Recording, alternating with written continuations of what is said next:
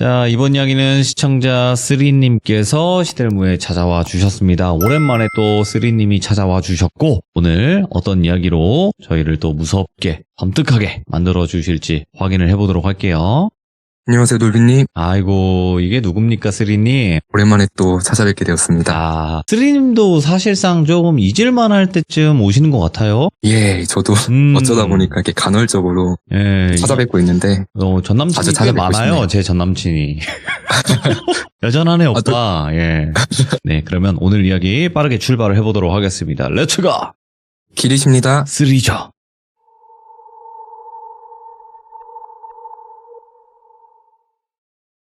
오늘 사연의 주인공을 혁준이라는 가명으로 지칭할게요. 예. 저와 비슷한 또래의 남성이었고 저랑은 한두 살 정도 나이 차이가 나는데 저랑 형 동생이 아니라 친구로 지냈던 사이여서 편의상 이 혁준이를 제 친구로 편하게 호칭하겠습니다. 오늘 들려드릴 사연 같은 경우에는 대략 한 2010년대? 그 어느 쯤에 이 혁준이한테 한 4, 5년 동안 벌어졌던 이야기예요. 우선 제가 이 친구를 처음 만났던 때가 제가 고3 19살 때였어요. 오늘 사연이랑은 크게 관련은 없지만 제 얘기를 잠깐 해보자면 저는 남들과는 조금 다른 학창 시절을 보냈었어요. 예전 시참 때도 한번 말씀드렸었는데 어릴 때 해외에 잠시 머물렀었고 한국에서 중고등학교를 잘 다니다가 고등학교 때 다시 유학을 가려고 자퇴를 했었어요. 아, 예. 뭐 사고를 쳤거나 그런 건 전혀 아니고 저는 되게 모범생이었거든요.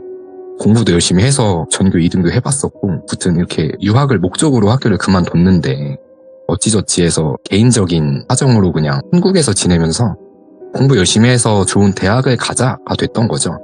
그러다 보니까 수험생 시절에 저는 친구들처럼 학교를 안 가고 대신에 재수생 형 누나들이랑 같이 재수학원에 다니게 됐어요. 그래서 그 학원에서 처음 이 혁준이를 만나게 됐던 거죠. 또 당시 혁준이는 학원에서 친구들이랑 잘 어울리지 않고 혼자 조용히 다니는 친구였는데 그 외모 느낌이 약간 배우 송중기님을 많이 빼닮았었어요. 평소엔 안경을 끼고 있었는데 가끔 안경을 벗으면 이렇게 확 잘생겨지는 분들이 계시잖아요. 그런 느낌이었고 요새 이런 밈이 유행하잖아요. 뭐 해무에서 산 송중기 약간 어디에서 산 뭐 송중기 약간 그런 어디 하나가 부족한 느낌이 아니에요. 아, 예. 정말 그 배우분과 비슷하게 깔끔하게 잘생긴 친구였어요. 혁준이도 학원에서 또래들이랑 잘 어울리지도 않았고 저도 초반엔 나이가 거기 있는 학생들보다 한두 살 어렸다 보니까 먼저 형 누나들에게 다가가기가 쉽지는 않았어요. 그러다가 정말 우연한 계기로 이 혁준이랑 제가 안짝 친구가 됐는데 당시에는 그 스마트폰이 나오기 바로 전쯤이어서 요즘 학생들은 태블릿으로 공부를 하지만 저희는 그때 PMP라는 기계로 공부를 했었거든요. 그래서 막 PMP에 영화도 넣어서 보고 다운받은 음악도 듣고 했었는데 우연한 계기로 그 혁준이가 PMP로 듣고 있는 노래를 보니까 정말 매니아들만 아는 그런 언더그라운드 힙합 노래를 듣고 있더라고요. 저는 그 당시에도 이미 뉴에라 모자 꺾어 쓰고 바지도 팬티 걸쳐서 막 세깅해서 입고 다니고 누가 봐도 그냥 힙합 꿈나무였는데 이 혁준이는 뭐 이렇게 외적으로나 뭐 하는 행동이나 전혀 뭐 힙합이랑은 관련이 없을 것 같았는데 저한테 음악을 추천해줄 정도로 엄청난 힙합 매니아였던 거예요. 그래서 갑갑한 학원에서 정말 의지할 수 있는 한 줄기 빛을 만난 거죠, 서로가. 그래서 그때부터 바로 그냥 절친이 된 거예요.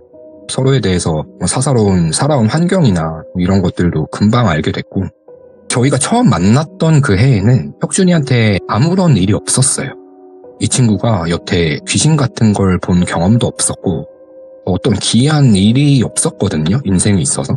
그런데 같이 공부하던 그 해에 이건 현실 공포인데 저랑 혁준이 둘 다 원하는 대학 진학에는 실패를 했어요.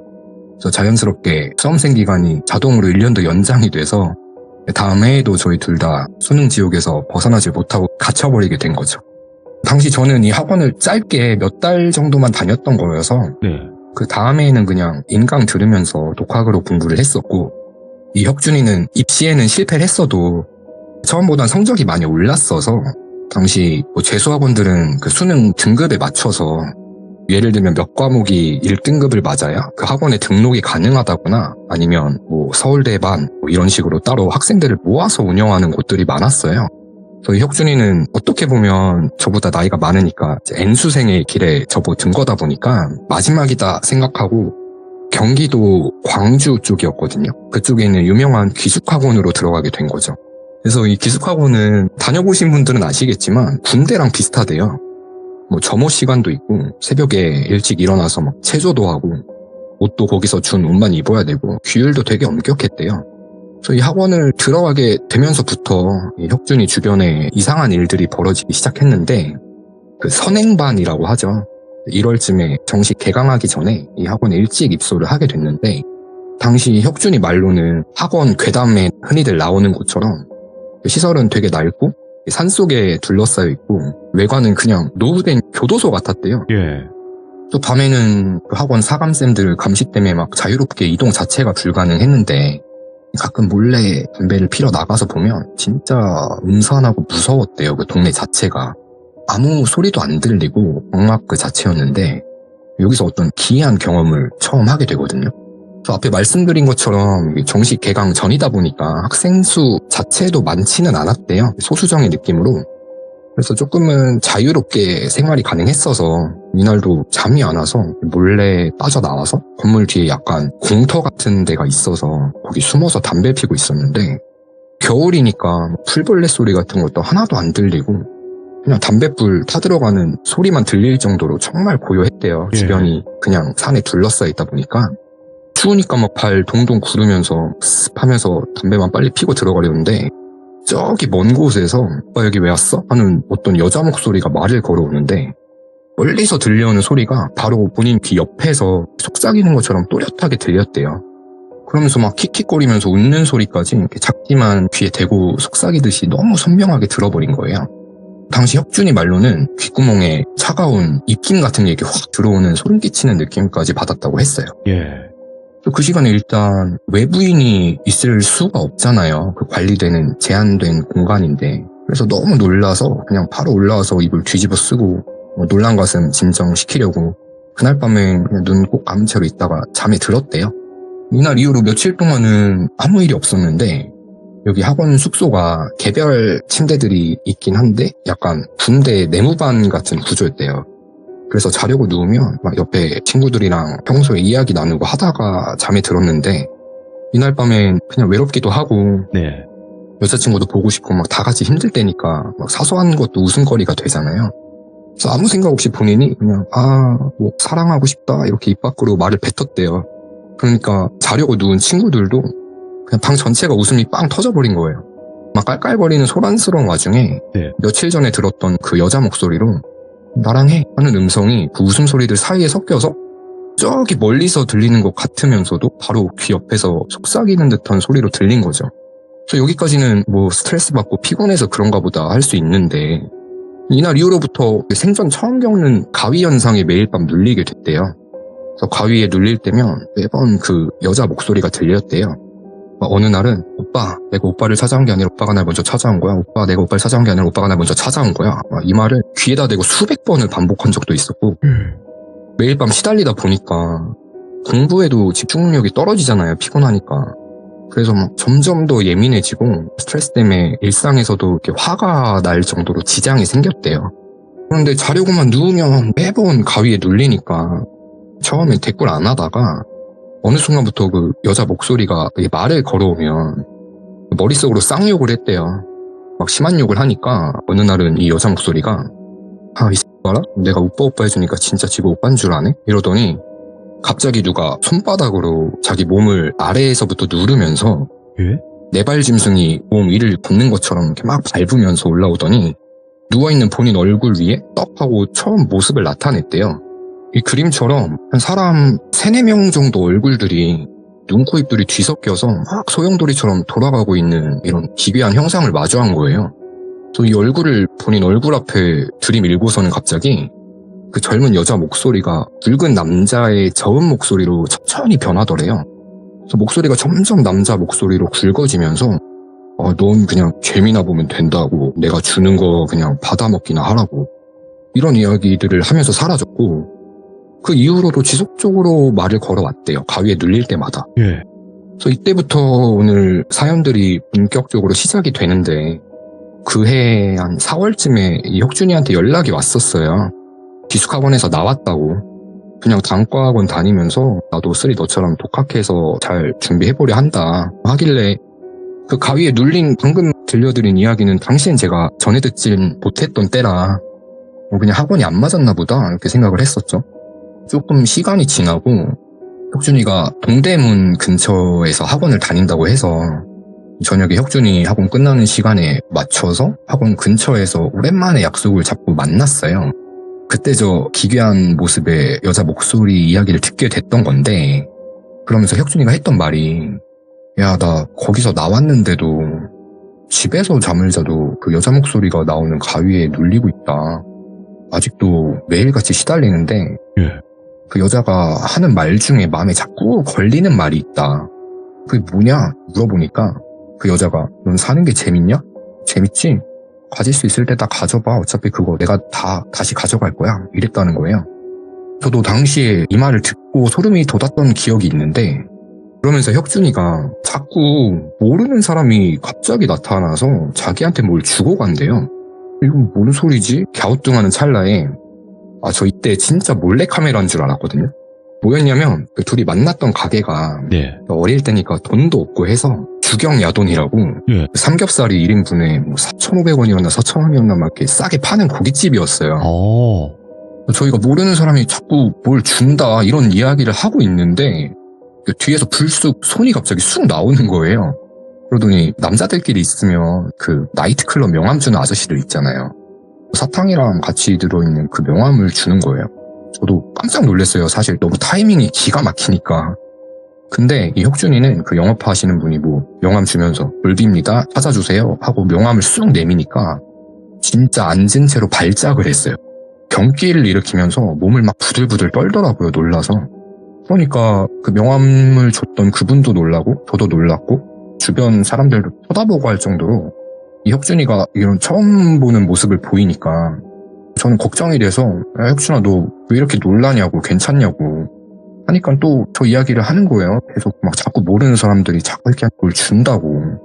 그러면서 몇 가지 있었던 일화들을 얘기해줬는데 지금은 좀 오래전 일이다 보니까 전부 다 기억이 나진 않는데 하나 뚜렷하게 기억에 남았던 게 뭐였냐면 당시에 혁준이가 만나던 여자친구가 있었어요. 저랑 학원에서 처음 알게 됐을 때부터 이미 사귀고 있던 여자친구가 있었는데 기숙학원에서 나오고 나서 여자친구는 대학생이니까 둘이 저녁에 지하철 6호선을 타고 어딜 가고 있었대요. 둘이 나란히 앉아서 지하철을 타고 있었는데 어떤 청바지에 흰 티를 입은 20대에 평범해 보이는 여자가 엄청 밝은 미소를 띠면서 본인들 쪽으로 걸어오더래요. 지하철 칸 안에서. 그래서 뭐지? 이러고 보니까 자기는 모르는 여자길래 내 여자친구가 혹시 아는 사람인가? 이렇게 생각을 했는데 그 여자가 자기 여자친구 앞에 서더니 여자친구 손에 접힌 종이 쪽지를 하나 쥐어주더래요. 웃으면서. 여자친구 표정을 보니까 되게 당황을 한 거예요. 그래서 뭐 아는 사람이야? 이렇게 물어보니까 자기 모르는 사람이라고 우리 쪽으로 다가오길래 난 혁준이 너가 아는 여잔 줄 알았다고. 그 여자는 그냥 쪽지만 휙 주고 다른 칸으로 사라졌대요. 그래서 여자친구가 받은 쪽지를 펴봤는데 뭐라고 써있었냐면 딱 두 글자가 써있었거든요. 죽어. 모르는 여자가 갑자기 와서 죽어라고 써있는 쪽지를 건네고 사라진 거예요. 실제로. 저도 이런 일은 당해보질 않아서 무슨 느낌이었을진 상상이 안 가는데 사건이 이어지는 게 그날 밤에 혁준이가 잠에 들었는데 어김없이 또 가위에 눌린 거예요. 그러면서 그 눈, 코, 입이 뒤섞인 그 존재가 또 나타났대요. 나타나서는 막 얼굴이 소용돌이치더니 아까 지하철에서 쪽지를 줬던 그 여자 얼굴로 변하더니 본인을 보고 웃으면서 기대해? 라고 하면서 한참을 본인 몸을 짓누르는 가위에 시달렸다고 하더라고요. 제가 아까 말씀드렸던 것처럼 이 귀신이 어차피 내가 다 가져갈 거라고 했었잖아요. 그 말이 계속 맴도니까 기대해 라는 말이 단순히 그냥 악몽으로 여기고 지나치기에는 상황들이 계속 쭉 이어지니까 당시엔 많이 무서웠다고 했어요. 이 쪽지 사건 이후로 그 당시 혁준이 여자친구도 조금 이상한 말들을 하기 시작했는데 평소엔 전혀 없었던 의심이 많아지더래요. 처음에 자꾸 꿈에 혁준이 너가 다른 여자랑 서로 사랑을 표현하는 이상한 꿈을 꾼다. 여기서부터 시작해서 한 2년 넘게 사귀는 동안 집착이라는 게 단 한 번도 없었는데 핸드폰도 검사하고 공부를 해야 되는데 본인은 여자친구 집착이 너무 심해져서 어느 정도까지 갔냐면 너 내 총 무시하냐고, 그 누구냐고, 다 아니까 솔직히 얘기하라고 막 이렇게 욕설까지 하고 폭행까지 하는 지경에 이르렀대요. 그래서 그 여자친구랑 진짜 2주 사이에 급작스럽게 헤어지게 됐었고, 또 한 번은 저도 혁준이가 모르는 사람한테 뭘 받는 경험을 직접 같이 겪었던 기이한 적이 있었거든요. 이때가 대학들 여름방학 시즌이었어요. 네. 8월쯤이었는데 수능도 얼마 안 남았고 저랑 혁준이랑 성적은 한참 모자르긴 했는데 네. 같이 가고 싶은 그 5손가락에 꼽히는 대학이 한 곳 있었어요. 그래서 그 캠퍼스에 한번 같이 구경을 가서 마음을 한번 다 잡아보자 하고 낮에 그 학교를 갔거든요. 캠퍼스 구경 잘 하고 사진도 찍고 리프레시 하고 저랑 혁준이랑 정문으로 걸어 나오려는데 정문에 폐지 주려고 리어카 끌고 다니시는 분 같은 차림에 허리가 굽은 할머니가 한 분 서 계셨어요. 이질적인 느낌이 들긴 했는데 네. 별 생각 없이 정문을 나서서 걸어가려는데 그 할머니가 학생들 이리 와봐 하고 부르더라고요, 저희를. 그래서 얘 왜 그러세요? 하니까 그 할머니가 손에 들고 있던 걸 저희한테 내미시더라고요. 그게 뭐였냐면 한 1980년대에 생산된 것 같은 어이? 낡은 공책 한 권이었어요. 그래서 오래된 문구류니까 겉표지 색이 다 바래가지고 한눈에 봐도 디자인이나 이런 게 한 30년은 더 돼 보이는 그런 공책이었는데 그걸 저희한테 내밀면서 이거 둘 중에 누가 가질래? 라는 거예요, 뜬금없이. 저는 좀 부정 타는 것 같고 짜증이 나서 됐어요 얘기를 하니까 할머니가 웃으면서 혁준이한테 그 공책을 딱 내밀더라고요. 근데 혁준이는 그 자리에 얼어서 아무 말도 못하고 그걸 그냥 덥석 받아드는 거예요. 그래서 제가 빨리 가자 이러고 혁준이 끌고 지하철 타러 가면서 야 그거 뭔지 알고 받았냐고 물어보니까 애가 말을 얼버무리더라고요. 그래서 뭐 별일이 다 있다 하면서 그 공책을 열어봤는데 같이 그냥 새 공책이었어요. 되게 오래된 새 공책이었고 대학생들이 쓰는 칸이 빽빽한 그런 노트가 아니라 초등학생들이 연습장으로 쓰는 칸이 되게 넓은 큼직한 그런 공책이었어요. 그래서 뭐 이런 일이 다 있냐 신기하다 근데 좀 찝찝하니까 그거 그냥 집에 가져가지 말고 버려라 하고 넘겼었고 그렇게 수능이 한 100일도 안 남았던 시점이니까 그날 이후로는 그 해에는 혁준이랑 만나진 않고 서로 공부 열심히 하면서 연락만 주고받으면서 수능을 치렀고 근데 웃긴 게 저는 당연히 그 학교는 원서도 못 넣었어요. 다른 학교에 합격을 했었고 그런데 혁준이가 학교에 덜컥 합격을 해버린 거예요. 그래서 술 한잔 하면서 진심을 다해서 축하해줬죠. 그러면서 야 너 진짜 대박이다 너무 부럽다 너 그때 그 할머니가 준 공책 내가 안 받고 너가 받아서 거기 너만 합격한 거 아니냐 제가 농담을 건넸는데 혁준이가 갑자기 진지하게 수라 사실 그게 맞는 것 같아 이러는 거예요. 그래서 원래 혁준이가 공부를 못하진 않았는데 저랑 비슷했었어요 성적이. 근데 그 학교 같은 경우는 정말 그 수능 시험에서 몇 문제 빼곤 다 맞춰야 갈 수 있는 최상위의 학교였는데 물론 그 3달 동안 자기가 공부를 엄청 정신 차리고 열심히 하긴 했는데 이상하게 수능 때 찍었던 문제들이 다 맞았대요. 자기도 너무 신기하대요. 그러면서 해준 말이 그때 그 할머니를 저랑 둘이 같이 봤었잖아요. 그때 그 할머니가 이거 가져가 라고 하던 목소리가 본인한테는 자기가 괴롭히는 그 여자 목소리로 들렸었다는 거예요.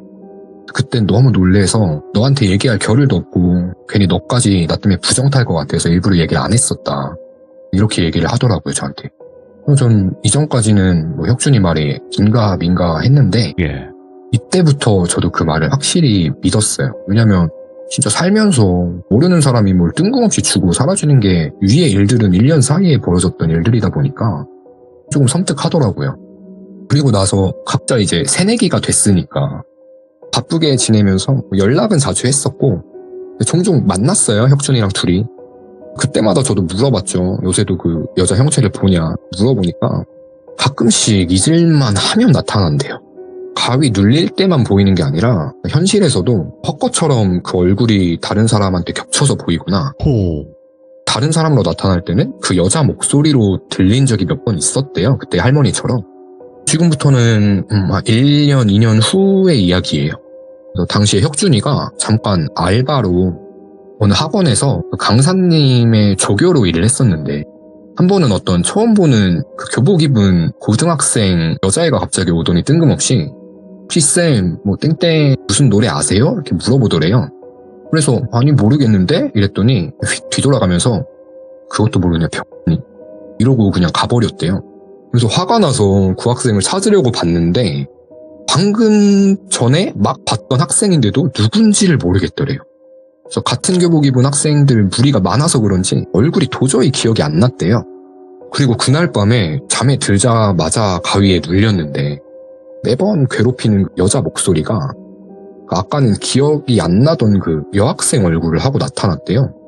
그러더니 막 어떤 노래를 반복해서 계속 부르는데 그 가사가 세상에 다시 태어나 뭐 사랑이 찾아오며 뭐 이런 처음 들어보는 노래 구절을 계속 반복을 해서 부르길래 그래서 잠에서 깨고 그걸 기억해놨다가 검색을 해본 거예요. 근데 진짜 그 가사를 가진 노래가 있어요. 그리고 그 여자가 불렀던 멜로디까지 똑같은 노래가 있는 거예요. 근데 그 노래는 혁준이가 당시에 알고 있을 수가 없었던 1980년도에 발매된 예전 노래였거든요. 저도 처음 들어봤었는데 1980년 노래인데 장은숙이라는 가수분의 사랑이라는 노래였대요. 장은숙 가수님의 사랑? 네, 사랑. 네. 그래서 이런 경험도 있었고 또 한 번은 당시에 혁준이네 집이 원래 조금 여유가 있는 중상층 가정이긴 했었는데 갑자기 아버지 사업이 한순간에 대박이 나서 좀 큰 돈을 하루아침에 버셨대요. 네. 그래서 20대 초반에 혁준이도 새 차를 하나 아버지로부터 선물 받은 거예요. 그래서 한참 막 드라이브 여행 가는 거에 맞들릴 때라 충남 보령으로 쭈꾸미 먹으려고 친구들 2명 태우고 가다가 휴게소에 잠깐 들렸었대요. 근데 진짜 딱 휴게소에 내리자마자 어떤 아저씨가 불쑥 앞에 나타나더니 자기 차의 뒷 휀다 쪽에 막 수건을 비비면서 이런 분들이 있대요. 원래 휴게소마다. 그 스크래치 이런 거 난 곳에 막 컴파운드 같은 걸 하는 사람들이 있대요. 직접 시연하는 걸 보여주면서. 그러니까 혁준이가 아저씨 이거 새 차인데 뭐 하시는 거냐고 그만하시라고 정중하게 말씀을 드리니까 학생 이거 하나만 사줘요 이러면서 뜬금없이 영업을 하길래 그냥 뭔가에 홀린 사람처럼 그걸 3만 원인가 주고 그냥 샀대요. 기분 좋게 여행 가려고. 그랬더니 그 아저씨가 다른 제품들 몇 개 더 챙겨주면서 이거 꼭 필요할 거라고 나중에 쓰라고 감사합니다 하고 웃으면서 휙 돌아서는 찰나에 그 아저씨 옆모습에서 자기 괴롭히는 그 눈, 코, 입이 뒤섞인 얼굴이 또렷하게 보였대요. 그래서 안 되겠다. 여행을 가면 안 되나? 사고가 날까봐.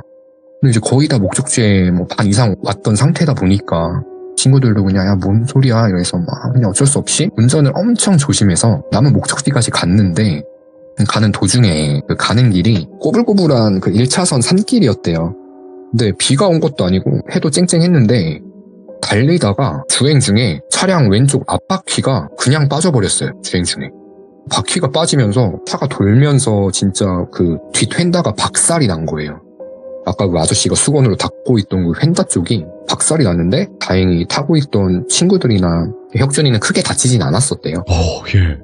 뭐 이런 기이한 일도 겪었었고 아마 지금 말씀드릴 게 마지막 사건이 될 것 같은데 네네. 이 사건은 좀 많이 무거워요. 이 일이 있고 나서부터 저랑 혁준이랑 그 연락이 끊겼었거든요. 그래서 혁준이가 재학 중이던 학과가 그러니까 흔히들 말하는 그 사자가 들어가는 전문직들 있잖아요. 그중 하나와 관련된 학과였어요. 그래서 학교를 다니면서 같은 과를 다니는 또 새로운 여자친구도 생겨서 꽤 오래 둘이 만나고 있었는데 제가 혁준이한테 직접적으로 여자친구랑 둘 사이의 관계에 대해서 전해들은 적은 없었어도 저랑 겹치는 친구들이 몇 명 있어서 주변에서 들어보게 되면 둘이 되게 사이도 좋고 잘 어울리는 한 쌍이었어요. 근데 잘 만나다가 전문직이 되기 위한 과정이 있는데 대략 말씀드리면 그 시험을 몇 단계 치러야 하는데 네. 혁준이는 그 시험을 통과했고 여자친구는 시험에 떨어졌었대요. 이것도 원인 중에 하나가 됐던 것 같은데 그 여자친구분이 학교 동아리실에서 을 먹고 떠나가셨어요. 그러면서 유서를 남겼는데 약간 혁준이에 대한 열등감과 질투, 원망 같은 내용들이 적혀 있었고 넌 평생 후회할 거야. 나 없이 잘 사나 보자. 같은 내용들이 혁준이를 대상으로 유서를 쓰고 학교 동아리실에서 그런 비극적인 일이 벌어진 거죠. 근데 이 당시가 제가 알기로는 혁준이가 가장 많이 심하게 그 존재한테 시달리던 때였거든요. 제가 아마 혁준이었어도 그 악한 존재가 또 내 소중한 걸 뺏어갔구나. 충분히 이런 생각이 들었을 것 같아요. 이 사건이 워낙 충격적이긴 하잖아요. 듣기만 해도. 그런데 어디 뉴스 한 줄로라도 나오지 않았어요. 당시에는. 네. 학교에서 되게 쉬쉬했던 사건인 것 같은데 저는 혁준이의 개인적인 입장에서만 이 이야기를 전달드리는 거니까 듣는 분들께서도 오해는 없으셨으면 합니다. 무튼 이때 저도 여러 차례 혁준이랑 연락을 했는데 많이 힘들어 했었죠. 그러다가 어느 날 뭐 어떠한 트러블도 없이 예. 자연스럽게 멀어진 게 아니라 혁준이로부터 일방적으로 연락이 뚝 끊겼어요. 그래서 뭐 제 카톡을 차단하거나 한 건 아닌데 전화나 연락 자체가 닿지를 않더라고요. 그래서 저도 아쉽긴 했지만 제 삶의 일부분이잖아요. 대인관계라는 거는. 네네. 그래서 뭐 다른 소중한 친구들도 당시에 뭐 주위에 많이 있었고 그래서 자연스레 제가 군대도 다녀오고 음악 활동도 하고 대학원도 가고 하다 보니까 혁준이랑 연락이 끊긴 채로 지낸 지가 벌써 7년 정도가 된 것 같거든요. 꽤 지났네요, 그래도. 예, 그래서 정말 친했던 한때 제일 친했던 단짝이었다 보니까 가끔 카톡 친구 정리하면서 이렇게 몇 년 만에 그 친구 카톡 프로필을 봤던 적이 있는데 예. 한때 웨딩 사진이 올라와 있었던 때가 있었어요. 그래서 뭐 벌써 빠르게 결혼까지 해서 잘 살고 있나 보다. 다행이다. 속으로 생각만 했던 기억이 있는데 비교적 최근에 제가 이 혁준이와 겹치는 지인을 정말 오랜만에 일 때문에 마주친 적이 있었어요. 그래서 오랜만에 생각이 나서 혁준이는 어떻게 잘 지내냐 물어보니까 그 지인이 저한테 해준 말이 몇 년 전에 죽었대요. 스스로 생을 마감했다고. 어이구, 예. 이렇게 이야기를 해주더라고요. 너무 충격이었죠. 사유까지 물어보진 않았는데 대략 듣기로는 집안 상황이 갑자기 악화되기도 했고 주변에 사람 문제도 좀 있었나 봐요. 개인적으로 힘든 일이 있었겠죠. 네. 그래서 너무 안타깝고 저는 좋은 곳으로 갔기를 바랄 수밖에 없죠. 그렇죠. 이 친구의 명복을 빌면서 저도 제 인생에 대해서 한번 돌아보게 됐던 경험이 있었고 그 이야기를 들려드려도 될까 말까 고민을 하다가 예. 저도 이 친구를 이제 마음에서 좋은 곳으로 떠나보내고 싶어서 용기를 내서 한번 사연을 전달드려 봤고요. 근데 대체 제가 좀 궁금증 의문이 드는 게 왜 그 기숙학원 때부터 이런 게 따라 붙었던 건지 모르겠고 그러니까요. 그리고 주변에 약간 소중한 것들을 앗아갔다라고 봐도 무방할 사건들이 무수히 많이 벌어졌었잖아요. 그렇죠. 제가 알고 지내던 기간 동안만 해도 저는 들려줬던 그 말들 중에 이게 너무 마음에 걸리는 거예요. 너가 갖고 있는 거 내가 다 가져갈 거라고. 예. 그러다 보니까 아마 저를 포함해서 본인의 측근들을 좀 어느 순간부터 멀리 했던 게 아닐까. 일부러 소중한 걸 잃을까봐. 이건 저만의 추론이었고 오늘 들려드린 사연은 여기까지고 다시 한번 혁준이 형의 명복을 빌어보겠습니다. 근데 이 소중한 거를 빼앗기 위해서 진짜 예. 좀 야금야금 그렇게 했던 게 아닌가 생각을 해요. 그런 귀신들이 있다고는 하더라고요.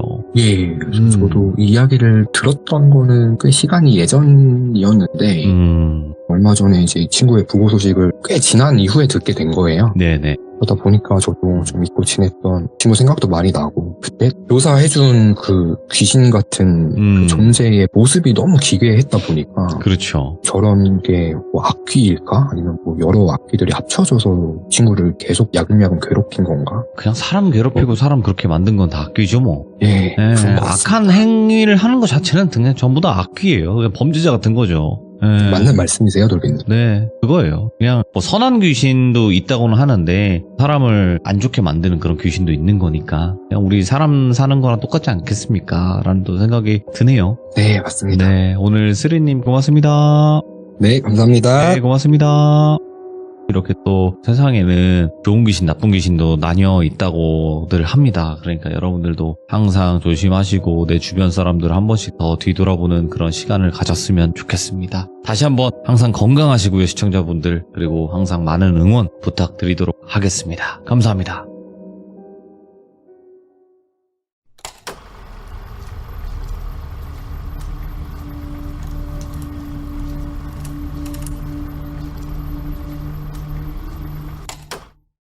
자, 이번 이야기는 시청자 쓰리님께서 오랜만에 시들무에 방문을 해주셨고요. 오늘 쓰리님께서 들려주실 이야기는 옴니버스 형식으로 진행이 되겠지만 어떤 이야기일지 같이 한번 바로 모셔보도록 하겠습니다. 안녕하세요, 돌비님. 쓰리님. 오랜만에 찾아뵙습니다. 아, 굉장히 오랜만이네요. 예, 한 2달 만에 또 뵙게 된 것 같아요. 그동안 또 많이 바쁘시기도 하고 오늘 또 준비하신 이야기들이 한 2가지 정도 되는 것 같습니다, 보니까. 예, 맞습니다. 네, 근데 첫 번째 이야기부터는 장마철에 좀 어울릴 이야기인 것 같아요, 보니까. 예, 맞습니다, 돌빈. 알겠습니다. 그러면 오랜만에 찾아오신 쓰리님의 이야기 바로 출발을 해보도록 하겠습니다. 렛츠고! 길이십니다. 쓰리예요.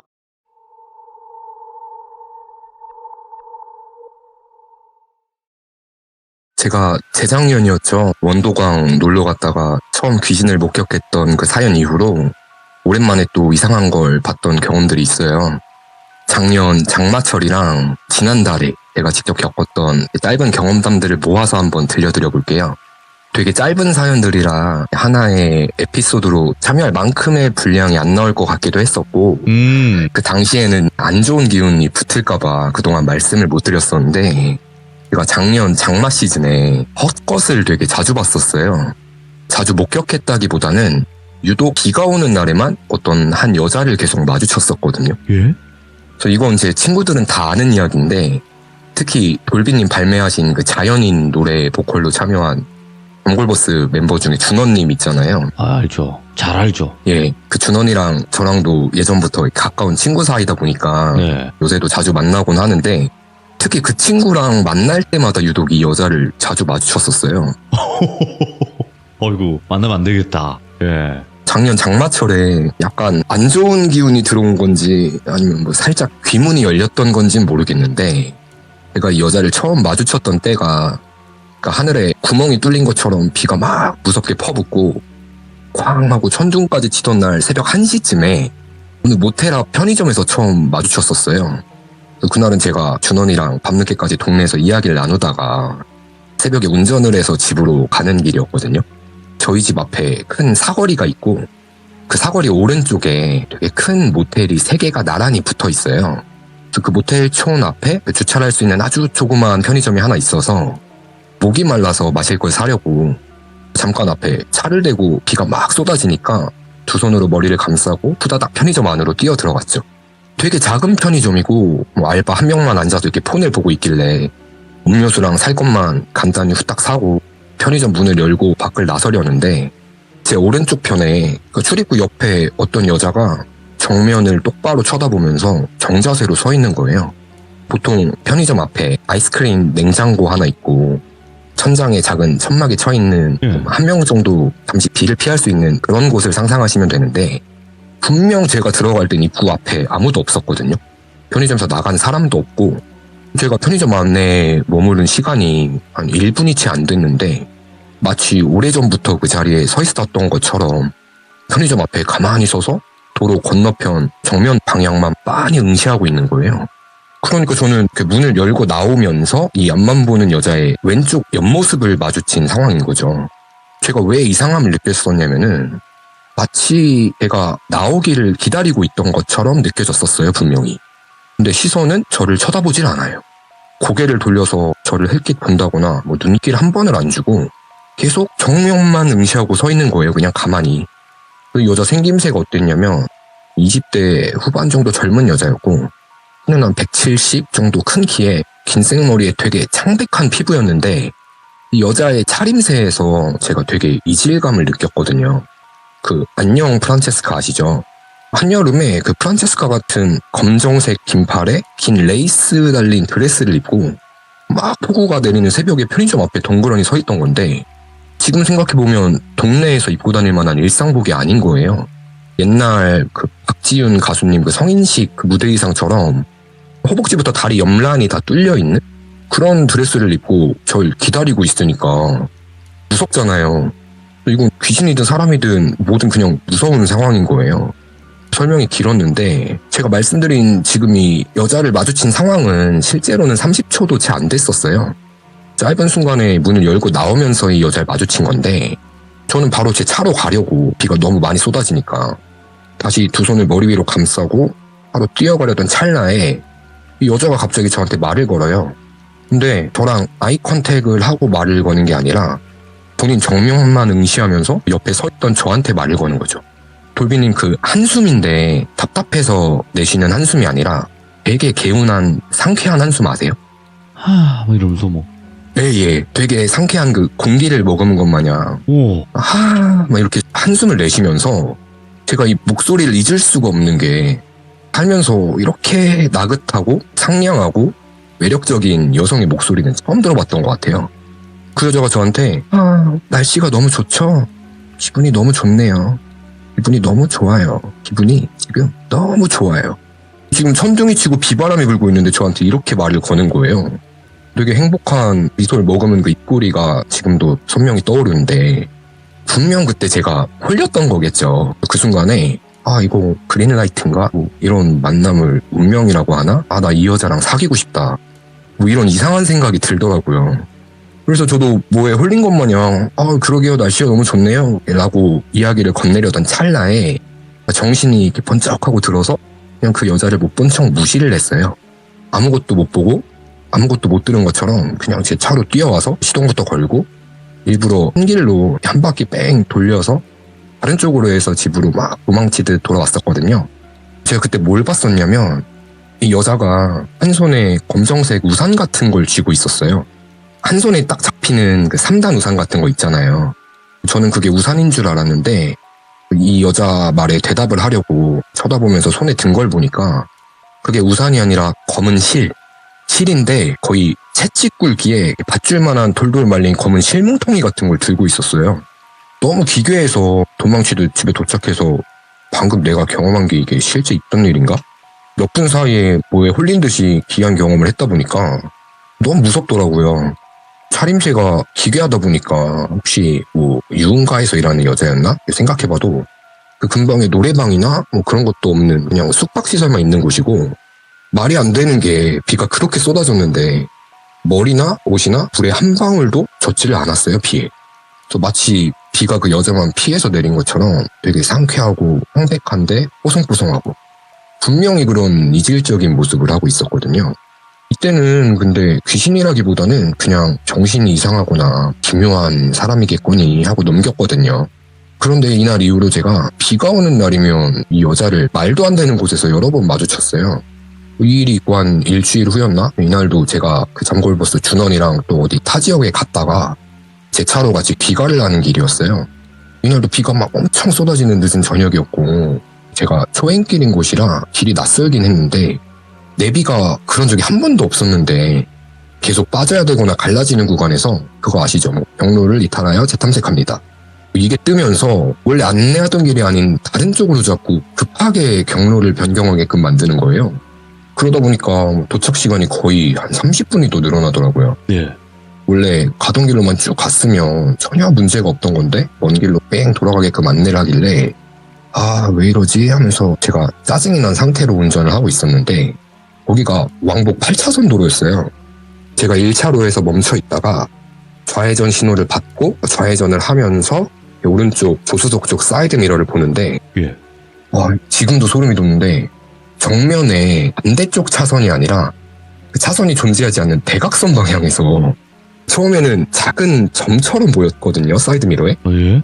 근데 한 1초 사이에 뭐가 웽 하면서 제 눈앞을 가득 채우는데 거의 시속 200km 정도 속도로 오토바이가 제 차로 돌진해 오는 게 보이는 거예요.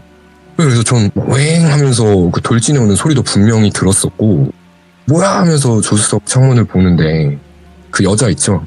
그 여자랑 똑같은 그 검은 드레스 복장을 한 사람이 다리 옆 라인이 찢어진 옷을 입고 있으니까 오토바이를 타고 있으니까 두 다리가 훤히 보이죠. 다리가 하얘요.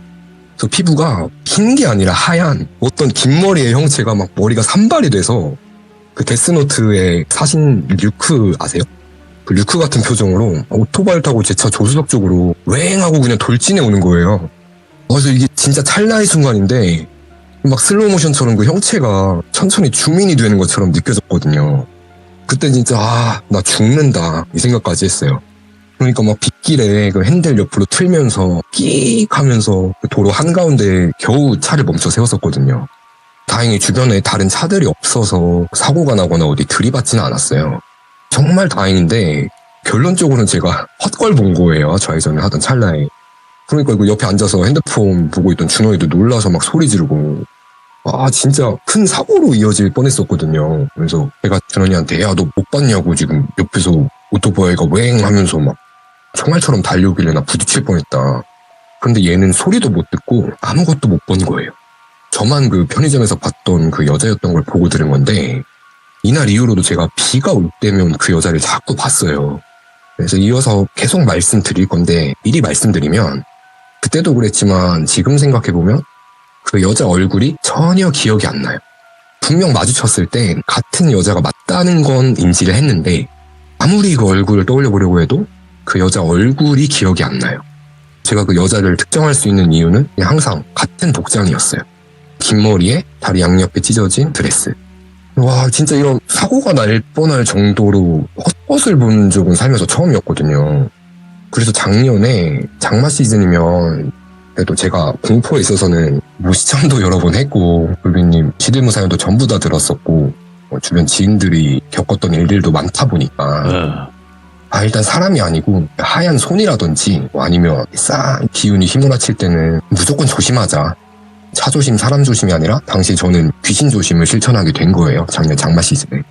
그래서 이때부터는 비 오는 날은 택시도 안 탔어요, 한동안. 밤에 빗길에 넘어오다 사고 날까봐 술자리가 있으면 막차 끊기기 전에 지하철 타고 다녔었거든요. 그렇게 조심을 했는데도 이 여자가 자꾸 제 주변에 알짱거려요. 실제 사람이 주위를 맴도는 게 아니라 자꾸 헛게 보이는 거죠, 한동안. 돌비님, 제가 보내드린 사진 한번 띄워주실 수 있을까요? 건물 사진?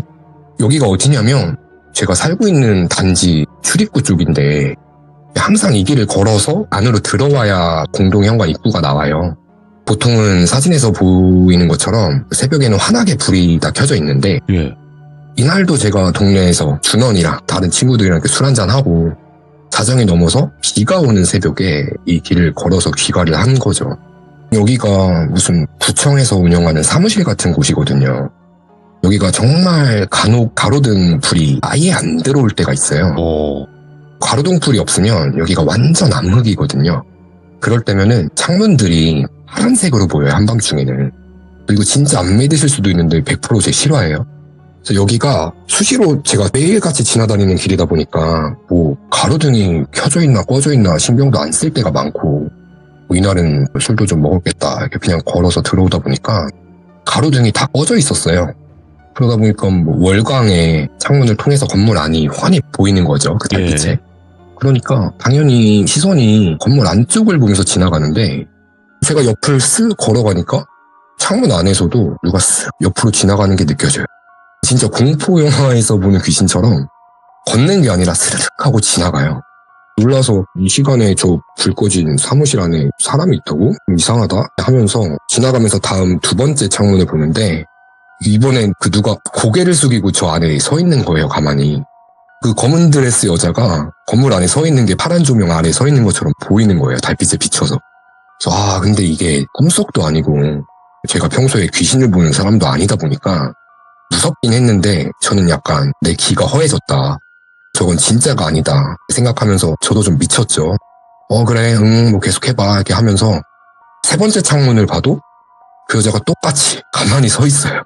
네 번째 창문을 봐도 똑같이 고개를 숙이고 서 있는 거예요. 여고괴담에 나오는 귀신처럼 똑같은 모습을 한 그 여자가 제가 지나가는 창문들마다 막 팍팍팍 하고 보이는 거예요. 고개 숙이고 있는 게. 그래서 여기 맨날 지나다니는 바로 제 집 앞인데 거기서 귀신을 본 건데 막상 헛걸 보면은 그 데미지가 이렇게 바로 오진 않더라고요.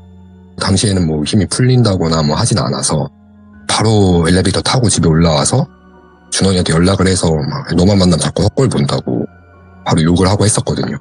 그래서 당시에 저는 되게 진지할 수밖에 없었던 게 이날 밤부터 다른 사연들에서 자주 접하던 공통적인 그 경험을 제가 직접 겪게 돼요.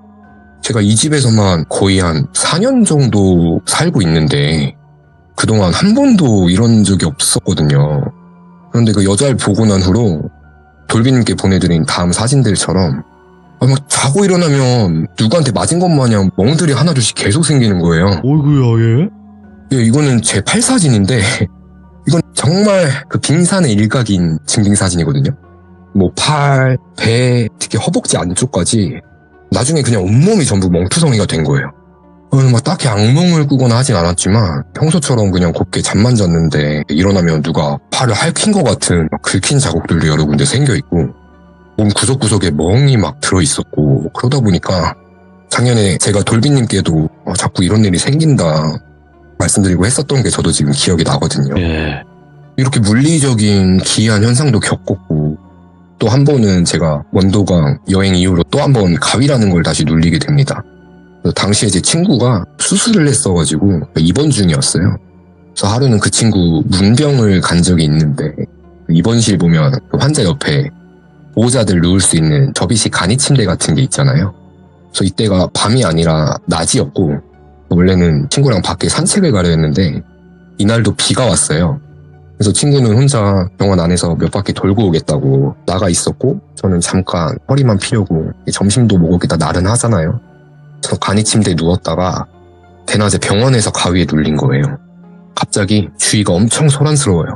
그래서 평소 병원의 그 데시벨이라기보다는 콘서트장에 온 것 마냥 막 귀가 아플 정도로 사람들이 사방에서 시끄럽게 떠드는 소리가 들려서 그 소란에 눈이 딱 하고 떠졌는데 저기 앞에 지나다니는 사람들 사이에 어떤 남자 2명이서 막 고래고래 막 소리를 지르고 막 서로 삿대질을 하면서 몸싸움 직전으로 심하게 언쟁을 하고 있는 거예요. 제가 가위에 눌린 상태다 보니까 제 몸은 안 움직이더라고요. 그런데 시선은 그 싸우고 있는 남자 2명 쪽으로 이동을 해요. 그래서 한 명은 처음 보는 중년의 남자였고 싸우고 있는 다른 한 명은 보니까 저예요. 제가 어떤 아저씨랑 막 싸우고 있더라고요. 유체 이탈이라고 해야 될까요? 3인칭 시점으로 제가 저를 보고 있는 거예요. 가위에 눌린 상태에서. 뭐 때문에 싸우고 있는지 모르겠는데 둘이서 막 엄청 실랑이를 하다가 제 눈에 보이는 제 모습이 그 아저씨한테 그래서 너가 누군데? 이렇게 소리를 지르더라고요. 그러니까 그 중년 아저씨가 내가 너야 이러는 거예요. 둘이 계속 이걸로 실랑이를 벌이고 있던 거죠. 그래서 그 상황을 강제적으로 쳐다볼 수밖에 없었는데 목소리도 안 나오고 그 싸우던 상대방인 저는 계속 그 아저씨를 막 이렇게 툭툭 쳐요. 치면서 그래서 너가 누구냐고 계속 화를 내면서 묻고 있는데 물을 때마다 이 아저씨는 내가 너야, 내가 너라고 계속 이렇게 같은 대답을 반복하는데 점점 목소리가 나긋한 여자의 목소리로 변하는 거예요. 내가 너라고 하던 게 점점 내가 너야, 내가 너라고 이런 식으로 그 여자 목소리로 변하더니 그 아저씨 모습이 서서히 그 검정 드레스 여자 모습으로 바뀌면서 시선이 제 쪽으로 고개를 돌려요. 그러면서 편의점 앞에서 처음 봤던 그때 모습처럼 되게 상쾌하게 웃는 거예요. 저를 쳐다보면서. 그러면서 계속 내가 너야, 내가 너야 이 말만 반복을 하는 거죠. 막 꼼짝도 못하고 무서워서 덜덜 떨고 있는데 친구가 때마침 들어왔나 봐요. 제가 쪼그린 상태로 이렇게 막 끙끙거리고 있으니까 저를 흔들어 깨워줘가지고 다행히 가위가 풀렸어요. 그래서 이쯤 되니까 저도 와 이건 찐이다, 뭔가가 있다 거의 확신이 드니까 그 입원 중인 친구한테 그동안 있던 이야기를 쭉 다 들려줬어요. 이 친구는 타로나 뭐 점 이런 것도 자주 보고 이렇게 무속 관련해서 잡다한 지식이 많은 친구예요. 이 친구가 해주는 말이 너가 원래 뭘 보거나 느끼거나 하던 애도 아니고 한두 번도 아니고 같은 걸 계속 마주치고 몸에 멍까지 드는 거 보면 어디 이상한 데 다녀온 거 아니냐고. 그냥 이유 없이 뭔가가 따라붙는 건 흔치가 않은데 너한테 들러붙은 게 맞는 것 같다고. 그러면서 자기가 아는 무당집에 한번 가보라는 거예요. 이 친구 말로는 제가 편의점 앞에서 그 여자를 처음 봤을 때 우산인 줄 알았던 그 검은 실뭉치를 손에 들고 있었다 했잖아요.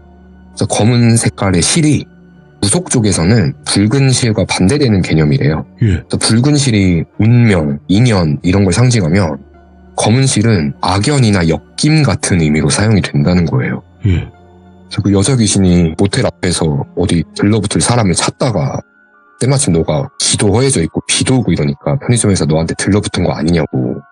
제가 가위 눌렸을 때 들었던 그 내가 너야 이거는 자기가 들어도 무섭다. 너 잠식당하는 거 아니냐고 그 여자한테. 이렇게 저를 겁을 주는 거예요. 그래서 이런 말을 들으니까 이상하다 정도였던 게 이제 진짜 공포로 다가오는 거죠. 그래서 진지하게 한 일주일 정도 고민을 했어요. 그 알려준 무당집에 한번 가볼까 하다가 뭐 괜히 가서 안 좋은 얘기 들으면 더 찝찝할 것 같아서 결국 무당집에 가진 않았어요. 대신 마인드 컨트롤을 했죠. 그래서 뭐 이상한 게 보여도 이건 현실이 아닐 거다. 절대 무서워하지 말자. 다짐을 굳게 하고 일상생활을 계속 이어갔어요. 시간이 한 일주일 정도 흐를 동안에 별일은 없었지만 몸에 멍은 계속 드는 거예요. 그러다가 이건 정말 홀렸다고밖에 설명할 수 없는 여자랑 관련된 마지막 에피소드거든요.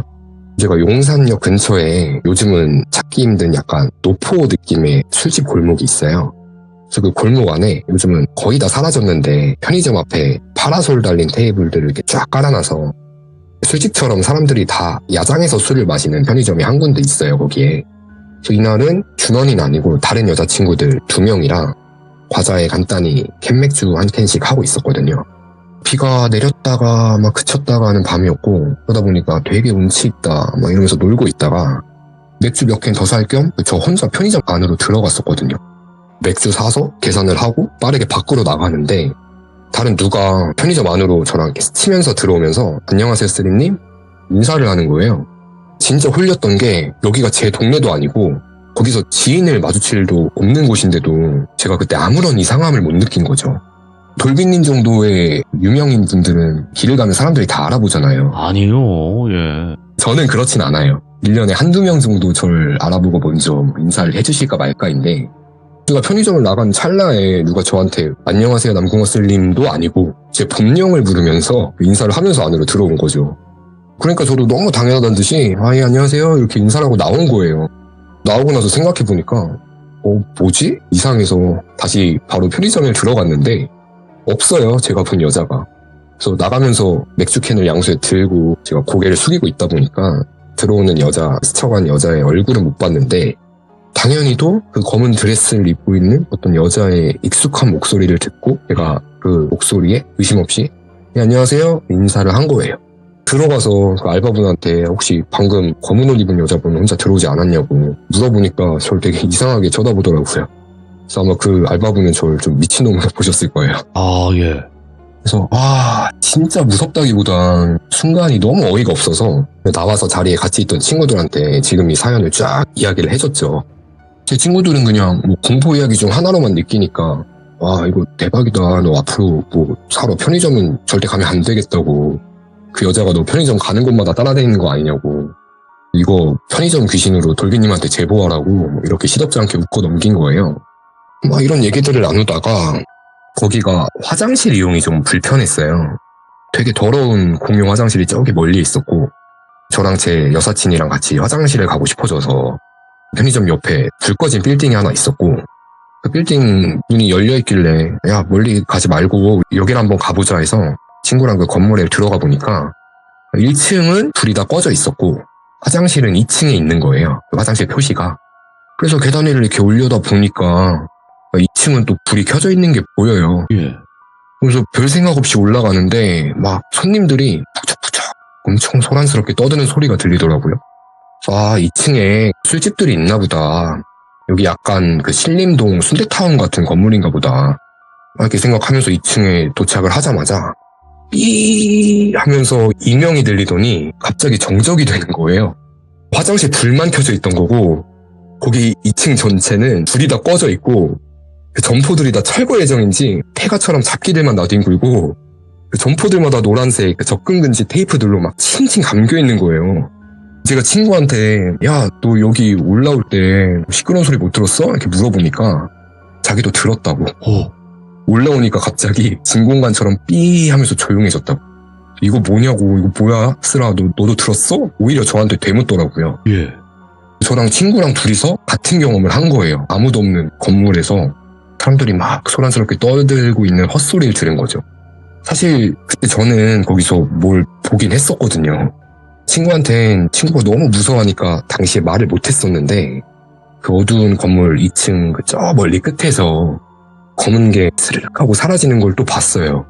차림새는 그 여자가 맞았어요. 그 다리가 파인 검은 드레스를 입고 저기 멀리서 사라지길래 이렇게 얼굴까진 보이진 않았어요.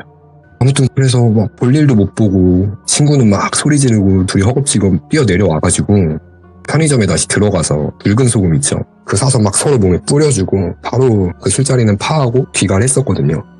집에 와서 보니까 제 신발 안이 전부 다 그냥 소금 투성이더라고요. 하도 소금을 들이부어가지고. 아무튼 이런 무언가에 홀린 경험도 있었고. 근데 저는 당시에 이 사연이랑은 별개로 돌비님 시들무 방송을 매일 들었어요. 저녁에 일정이 없는 날이면 이렇게 누워서 이어폰 끼고 돌비님 방송을 듣고 있었는데 그때가 작년 장마철인데 사연을 듣고 있었거든요. 제 이어폰에서 다른 여자 소리가 들려요. 또 하면서 상쾌한 한숨을 내쉬더니 갑자기 저한테 제발 그만해 이러는 거예요. 그 여자 목소리가. 그래서 와 이건 진짜 안 되겠다. 그래서 입원했던 친구가 알려준 무당푸는 아니고 제가 아는 좀 유명한 분들이 자주 가는 하루 점집이 있어요. 이제 친구 따라서 거기에 가봤는데 그분도 약간 신점처럼 이렇게 봐주는 분이셨거든요. 남자분이셨는데 제가 이 이야기를 그분한테 하니까 저한테 뭐가 달라붙은 거 같진 않대요. 자기가 느끼기에. 근데 막 저보고 혹시 집안에 무당 있냐고 저한테 귀문관살이 있다는 거예요. 그러면서 저한테 너 성직자나 그런 직업 가질 거 아니면 기운을 잘 탈 수가 있으니까 조심하고 살라고 그냥 이렇게 조언을 해주셨거든요. 근데 이 이야기를 들은 것을 마지막으로 다행히도 비 오는 날 마주친 이 여자 사연은 조금은 싱겁게 이렇게 흐지부지 끝나게 됐어요. 그럼 지금은 괜찮은 거예요? 어때요? 예, 다행히 장마철이 끝나고 그 이후로는 아직까지는 비슷한 걸 목격하거나 경험하진 않았고 그래서 당시에 왜 편의점 앞에서 저한테 달라붙었던 건지 모르겠는데 한 달 정도 작년 장마철 기간에 제가 겪었던 첫 번째 경험담이었습니다. 섬뜩하네. 이렇게 자세하게는 몰랐었는데 예, 제가 대충 뭉뚱을 해서 돌비님께 한번 이렇게 말씀을 드렸던 적은 있는 것 같아요. 작년. 힘드셨겠어. 지금은 또 시간이 좀 지나니까 무덤덤해지고 돌비님 시들무를 통해서 더 센 자극들을 받고 있습니다. 저희 사연들이 좀 세기 때문에 아마 떨어져 나갈 겁니다. 걱정하지 마세요. 네, 맞습니다. 자, 그러면 또 다른 이야기도 있나요? 예, 이건 정말 짧은 그러니까 무서움보다는 기이함에 가까운 경험담인데요. 아직 한 달이 채 안 된 이야기예요. 제가 야구를 되게 좋아해요. 그래서 응원하는 팀이 매년 꼴찌만 하다가 올해는 정말 오랜만에 가을 야구까지 1, 2위까지 기대해봐도 좋을 것 같아서 그 응원팀 경기를 직관하려고 그 팀의 연고지로 제가 야구 볼 겸 1박 2일 여행을 다녀왔었거든요. 토요일 낮 경기라 첫날에 야구도 재밌게 보고 맛있는 거 먹고 그날은 별일이 없었어요. 다음날 아침 일찍 일어나서 숙소 근처에 뭐가 유명한가 이렇게 검색해보니까 몇백 년 된 그 유명한 사찰들이 여러 곳 있더라고요. 그리고 그 지역이 무당분들 사이에선 아주 그 영험한 기도터들이 있는 곳이래요. 호기심이 생긴 거죠. 그래서 그곳을 산책할 겸 한 1시간 정도 걸어가지고 올라가서 도착을 했는데 올라가면서 보니까 그 돌탑이라고 하죠. 기도하면서 사람들이 돌로 탑을 쌓는 하방이 다 돌탑인 거예요, 거기가. 그래서 저도 거기 계곡이 있거든요. 계곡물에 있는 돌들을 이렇게 집어서 돌탑을 쌓고 소원을 빌고 일어나는데 저 위에서 어떤 중년 아저씨가 이렇게 팔짱을 끼고 저를 이렇게 아래로 내려다보고 쳐다보고 있어요.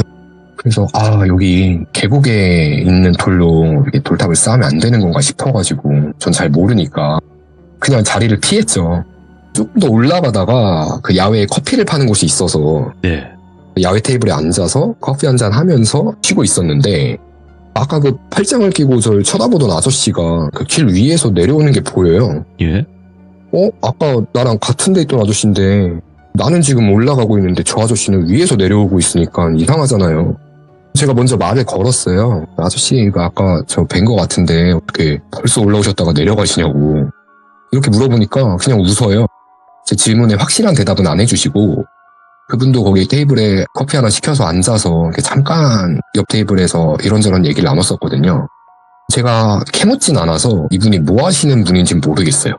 그냥 기도터에 기도드리러 오신 분 같겠고 등산객은 확실히 아니었어요. 차림새나 그런 게. 이야기를 해보니까 아까 제가 돌탑을 혼자 쌓고 있는 게 신기해서 내려오다가 서서 잠깐 봤었대요. 그러면서 그분이 저한테 했던 말들 중에 기억에 남는 건 저한테 자꾸 북쪽이 보인대요. 그래서 저 서울 사는데 북쪽이 보이신다고요? 막 얘기를 하니까 그분이 아닌데 왜 자꾸 북쪽이 보이지? 뒤에 계신 분들이 다 북쪽에 계신데? 이러는 거예요. 돌아가신 제 친할아버지께서 6.25 때 혼자 내려오신 이산 가족이셨거든요. 아, 그래서 고향이 황해도세요. 오, 그러니까 신뢰도가 막 올라가잖아요. 이런 얘기 들으니까. 그렇지. 아, 근데 이거는 꽤나 많으니까. 예. 네. 그래서 고민거리도 그분한테 얘기하고 지금 들려드린 거 편의점 썰도 풀어드리고 얘기를 좀 더 나눴는데 이분이 저한테 또 삼지창이 보인대요. 자꾸. 그래서 그게 뭐냐. 전 뭐 포세이돈 그런 건 줄 알고 뭐 아이고. 불조심하라는 걸까? 포크인가? 속으로 그렇게 생각을 했는데 이분이 뭐 자세히는 얘기를 안 해주시고 예. 그냥 그거 그냥 좋게 생각하면 된다고.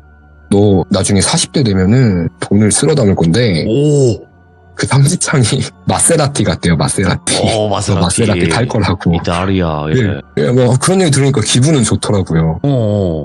그러면서 그분이 저기 무슨 위에 땡땡 암을 지나면 사찰이 하나 있는데 예. 저보고 자네는 불공을 드리면 참 좋을 것 같다는 거예요. 온 김에 꼭 그 사찰에 들려서 부처님께 공양을 드리고 가라. 이 얘기를 하길래 예, 알겠습니다. 뭐 아저씨 건강하세요. 뭐 이렇게 인사하고 일어나서 그분이 말한 사찰로 갔죠. 한 15분, 20분 더 걸어갔던 것 같아요. 이때 살면서 제가 절에 처음 가본 거예요. 막상 가니까 뭐 마음도 편안해지고 자연과 하나가 된 듯한 되게 좋은 느낌이 들기도 하면서도 그 몇백 년 된 고대 사찰의 그 영험한 기운이 저를 압도하는 거죠. 그래서 그 절 안에 막 스님들께서 제가 뭐 TV로 보던 것처럼 이렇게 목탁 두드리면서 뭐 경전 같은 걸 읽고 계셨고 뒤에 신자분들이 강석을 깔고 쫙 앉아 계셨어요. 그래서 문이 다 열려 있어서 개방된 상태였고 그 신자분들은 한 5분 계셨던 것 같은데 저도 뒤로 조용히 가서 그 왼쪽에 입구가 있길래 그 왼쪽 문턱에 신발을 벗고 절 안으로 들어갔어요.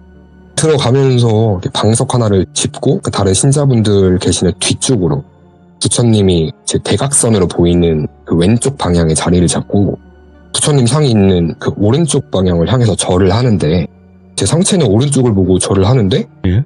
누가 옆에서 저를 막 발로 차는 것처럼 제 무릎 방향이 왼쪽으로 틀어지면서 부처님이 계신 방향이 아니라 엉뚱한 왼쪽 방향을 향해서 절을 하게 되는 거예요. 삼배라고 해서 그 부처님께는 절을 3번 드리는 걸로 알고 있는데 3번을 똑같이 다 그러는 거예요. 저는 분명 오른쪽을 보고 절을 드리는데 왼쪽 엉뚱한 방향으로 제 하체가 틀어져요. 마지막 3번째는 그래서 절을 드리다가 어지럽지도 않은데 몸이 또 틀어지길래 절을 하다 멈췄거든요. 뭐지? 이렇게 이상하긴 했지만 진심을 다해서 마음속으로 기도를 올리고 다시 들어온 왼쪽 방향으로 나가려는데 그때가 뭐였냐면 알고 보니까 천도제를 지내는 중이었던 거예요. 제가 절을 하던 그 왼쪽 방향에 향이 피워져 있고 처음 본 어떤 아저씨 영정사진이 있는 거예요. 제사상이 있어요, 거기에. 이게 뭔지는 모르겠어요. 근데 결과적으로 저는 살면서 처음 절에 갔다가 모르는 분의 천도제에 껴서 그분을 향해서 저를 2번 반 드리고 나왔던 거죠. 그 아저씨는 아니죠? 제가 봤던 그분은 아니었어요. 그죠? 그 사람은 그냥 사람인 거죠? 예, 그분은 진짜 뭐 무속인인지 직업은 모르겠지만 그분은 진짜 사람이셨고. 아무도 믿을 수가 없어, 산에서. 예. 지금도 그 영정사진 속 처음 본 그 낯선 아저씨 얼굴이 잊혀지지가 않습니다. 지난달에 이 경험을 했던 게 좀 인상에 깊었어서 이 사연도 한번 들려드려봤습니다. 좋은 것만 기억하세요. 마세라티만. 이 좋은 알겠습니다. 것만 기억하시면 될 것 같습니다. 알겠습니다, 돌비님. 자, 오늘 쓰리님께서 2가지 이야기를 들려주셨는데 너무 무서웠고, 첫 번째 이야기는, 그 2번째 이야기는 진짜 말씀해주신 대로 기묘하네요. 네, 너무 기묘한데 좋은 것만 그 안에서 기억만 하시면 될 것 같습니다. 아시겠죠? 네, 그렇게 하겠습니다, 돌비님. 네, 항상 파이팅 하시고 언제든지 쓰리님은 저희들이 기다리고 있을 테니 찾아와 주시기 바라겠습니다. 감사합니다. 네, 감사합니다. 네.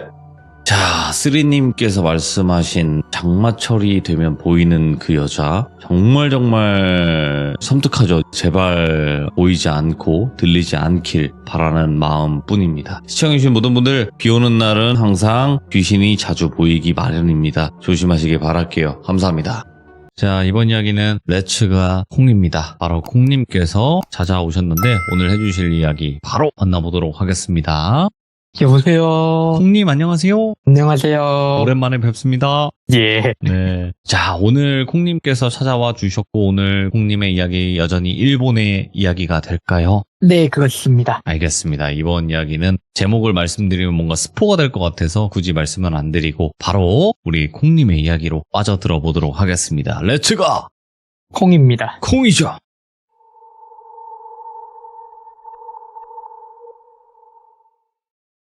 이번 이야기도 키무라 선생님의 이야기가 되고요. 키무라 선생님이 요괴나 귀신 관련된 민원들을 해결해 주시다 보면은 종종 고인의 유품이나 고인이 남긴 집 같은 거를 처분하는 걸 도와줄 때도 있어요. 왜냐면은 고인이 만약에 평소부터 미신 같은 걸 믿는 집안 사람이어가지고 떠나실 때 안 좋게 떠나셔서 재령 같은 걸 하고 싶다든가 그런 사례가 있는데, 이번 이야기에 나오는 건 어떤 집이에요. 이게 해변가에 있는 집이었대요. 해변가에 있는 조금 넓은 집. 나름 집안에 복도라고 불릴만한 장소가 있고 방도 여러 개 있고, 그런데 조금 오래된? 일본에 있는 건지 모르겠는데 그런 제도가 있다는 걸로 들었거든요.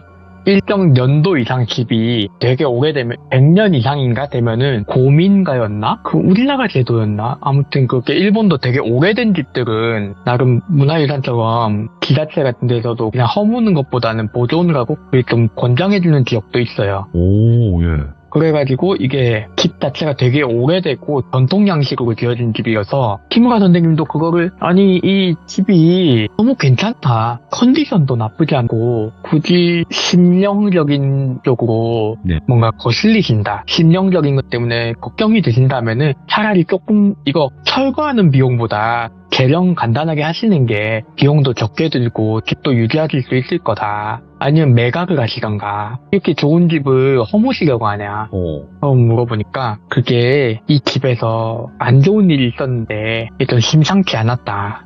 그래서 우리 입장에서는 이거를 완전히 허물고 싶다, 이런 식으로 의뢰인이 말씀을 하신 거죠. 그래서 그러면은 그 이야기를 좀 자세히 들어봐도 되겠냐, 저는 이런 거 공부하고 있기도 하고 뭐 다른 식으로 도와드릴 수도 있으니까 일단 이야기부터 들어봅시다 하니까 이야기가 시작되는 게, 이 집에 원래 할머님이 사셨대요. 이 집에 어릴 때 이 할머님의 아들, 그러니까 이 의뢰인이 부부였는데 의뢰인 부부의 남편분 되시는 분이 이 할머니하고 같이 사셨던 거예요, 어릴 때. 할머니가 항상 그렇게 말씀하셨대요. 아가 밤에 잘 때는 창문하고 문하고 꼭 닫고 그러고 자야 된다. 별 이상할 건 없죠. 바닷가 같은 데면은 바닷바람 들어오고 그러면은 상상 이상으로 일본은 습하거든요. 예. 엄청 습해요. 거기다 바닷가는 더 하겠죠? 창문 같은 거 열고 자면은 심할 때는 밤 사이에 살짝 식은 바닷바람이 목에 소금기를 머금고 집안으로 싹 바람이 통하다가 아침이 되고 하면서 온도가 올라가면 이 소금이 말라요. 하얗게 이제 가구 위에 소금기가 끼는 거예요. 바닷가 마을에서는 그런 게 종종 있는데 그런 것 때문에 창문을 닫았다. 그때 이게 창문을 닫고 자면은 자고 있을 때 희미하게 소리가 들린대요. 그런 소리가 들린대요. 이게 무슨 소리일까? 어릴 때는 그렇게 생각했대요. 바람이 부나 보다. 바람 불 때 창문 열고 자면 시원한데, 이렇게 생각하고 잤대요. 근데 나이가 들면서 그 소리가 항상 들면서 학생이 될 때까지 살았는데 예. 독립을 해서 도시에 나와서 살다 보니까 그 소리가 바람 소리가 아닌 것 같았던 거예요. 다르잖아요, 소리가. 비슷한데 다른 소리들 있잖아요. 옷감 스치는 소리하고 바람 소리 이런 게 조금 비슷할 때도 있고, 그러다 보니까 이게 바람 소리가 아니었지 뭐 이런 얘기를 친구들하고도 자주 했대요. 예. 그러다 보니까 뭐 신경 쓰이는 거죠. 시골 갈 때마다. 아이고 할머니 뭐 이러면서 보고 갈 때마다 자러 가면은 뭐 다 컸어도 어르신들한테 애기잖아요. 애기야 창문 잘 닫고 나야 된다 우리 애가. 그러면 알았어 그때쯤 되니까 귀찮은 거죠. 이제 머리가 컸으니까. 할머니가 창문을 안 닫고 자면 굉장히 화를 냈대요. 야단을 치니까. 어린이들에서도 그게 귀찮으니까 창문을 닫고 잔 거죠.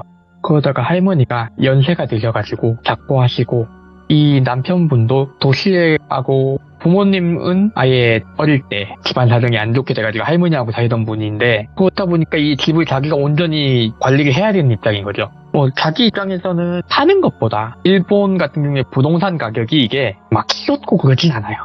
높은 지역은 높은데 낮은 지역은 그대로, 오히려 집이 안 팔리고 해가지고 지방 소멸 위기까지 오면 집을 무료로 나눠주고 할 정도로 부동산 가격이 천차만별인데 그렇게 막 격하게 년 지난다고 오르지 않으니까 매각을 하기보다 그냥 들고 있고, 내가 도시에도 그렇게 모이지도 않는데 주말이나 한 번씩 와서 근데 별장처럼 쓰지 뭐. 아이고 할머니 물건 정리하고 나면 내가 여기다 별장처럼 쓰겠다, 예쁘게 꾸며봐야겠다, 이렇게 생각을 한 거죠. 그래서 한동안 도시하고 이렇게 왔다 갔다 하면서 별장처럼 꾸며놓고, 할머니 유품도 정리하고 나니까 집이 넓어서 생각보다 쓰기 좋다.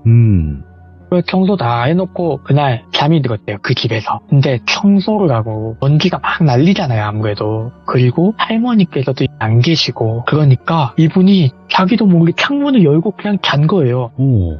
근데 너무 좋았대요. 몰랐는데 바닷가에 가까이 있는 집이고 날씨도 아직 더워지고 있는 시기? 약간 춥지 않은 시기니까 밤에 창문을 딱 열어놓고 나면은 하고 이렇게 바람이 선선하게 몸을 휘감는 적당히 따뜻한 바람이 몸을 휘감으니까 너무 잠이 잘 오더래요. 배로 잠들어가지고 깊이 잠든 거예요. 아침에 일어났어. 어우 씨, 나 주말이라고 너무 누러지게 잤다. 하고서는 물을 마시고 주방에 갔는데 세상에 온 바닥이 모래투성인 거예요. 예. 밤에 바람 너무 불었다. 이건 뭐 바닷가 쪽 바깥쪽으로는 발 같은 거라도 쳐가지고 바람은 들어가도 모래는 안 들어오게 뭐 좀 처리를 해야겠다. 이렇게 하고는 빗자루질 한 거죠. 빗자루질 하고 아이고 씨, 더 이상 늦게 있지만은 또 집에 돌아가서 피곤하겠다 생각해가지고 거기 바닷가 집을 정리를 다 하고 문단속을 다 하고 도시로 돌아갔대요. 또 주말이 돼서 다시 온 거예요. 이번에는 모래가 안 들어오게 해야지 하고 준비까지 딱 해가지고 대청 마루가 크게 통창으로 쫙 열리는 데에다가 앞에다가 대나무 발 같은 거를 대각선으로 쫙 이제 지붕에서부터 내려오게 쫙 설치한 거예요. 이제 바람은 들어와도 모래는 그렇게 안 들이치겠지. 하고는 바닷바람 쫙 맞으면서 수박도 먹으면서 별장 하나 좀 있는 삶 나쁘지 않다. 그렇게 생각을 하고 잤대요. 근데 그날은 좀 얕게 잠들었는데 싹한 소리가 들리더래요. 근데 하는 소리가 어느 순간 무슨 소리지? 잠이 얕게 들었는데 그때쯤 잠이 깼대요. 왜냐면 너무 신경 쓰이는 소리로 바뀌었잖아요. 싹싹한 소리가 아니라 한 소리로 바뀌니까 누구 들어왔나? 조용히 잠에 들어가지고 눈알만 굴렸대요. 왜냐면은 누가 진짜 들어온 거면 섣불리 움직이면은 자기가 완전 무방비 상태니까 다칠 수도 있겠다 해가지고 눈만 싹 떠서 굴렸는데 일단 자기 주변에 누가 서서 돌아다니는 것 같진 않더래요. 살짝 일어나서 조용히 집안 구석구석을 돌아다녔어요. 이게 이분이 막 집안을 돌아다니는데 이 남편분이 혼자 그때 집에 있었는데 혼자 집안을 돌아다니다가 이상한 거예요. 소리는 어디서 계속 들리는데 누가 있는 것 같지는 않아. 주방으로 딱 달려가 봤대요. 그때쯤에는 빗자루 같은 거 청소할 때 쓰던 거 하나 들고서 주방으로 딱 들어갔는데 아무것도 없더래요. 단지 바닥에는 모래만 있고. 그래가지고 무슨 난리지? 하고는 신경을 쓰니까 일단 모래를 다 쓸어내고 문을 다 닫고 다시 잠이 들었어요. 당장 집안에 아무것도 없으니까. 그러고 나니까 신경이 쓰여서 문을 닫고 산 거죠. 그러다가 이 시간이 좀 지났어요. 네. 한 몇 년쯤 지난 거예요. 할머니가 안 계셔도 창문을 닫고 자는 게 습관이 됐고 그리고 별장도 잘 꾸며가지고 에어컨 같은 것도 달고 해서 굳이 창문을 열 필요가 없는 시점이 온 거죠. 굳이 창문을 열 필요가 없으니까 잊혀져 간 거죠. 여자친구가 생겼어요. 지금의 부인분. 여자친구가 생겼으니까 여러 데 놀러 다닐 거 아니에요. 당연히 그 바닷가집 분위기도 좋고 선선하게 바닷바람도 불고 그래서 꽁냥꽁냥 거리기 좋으니까 데이트하러 놀러 가고 데이트도 하고 그러니까 너무 좋았대요. 주변 사람들하고 나의 비교를 했을 때 내가 남들한테 자랑할 수 있는 거리가 하나 있는 느낌? 잘 꾸며진 집이 하나 더 있는? 그런 느낌이니까 너무 좋게 만족했는데 어느 날 여자친구가 그러는 거예요.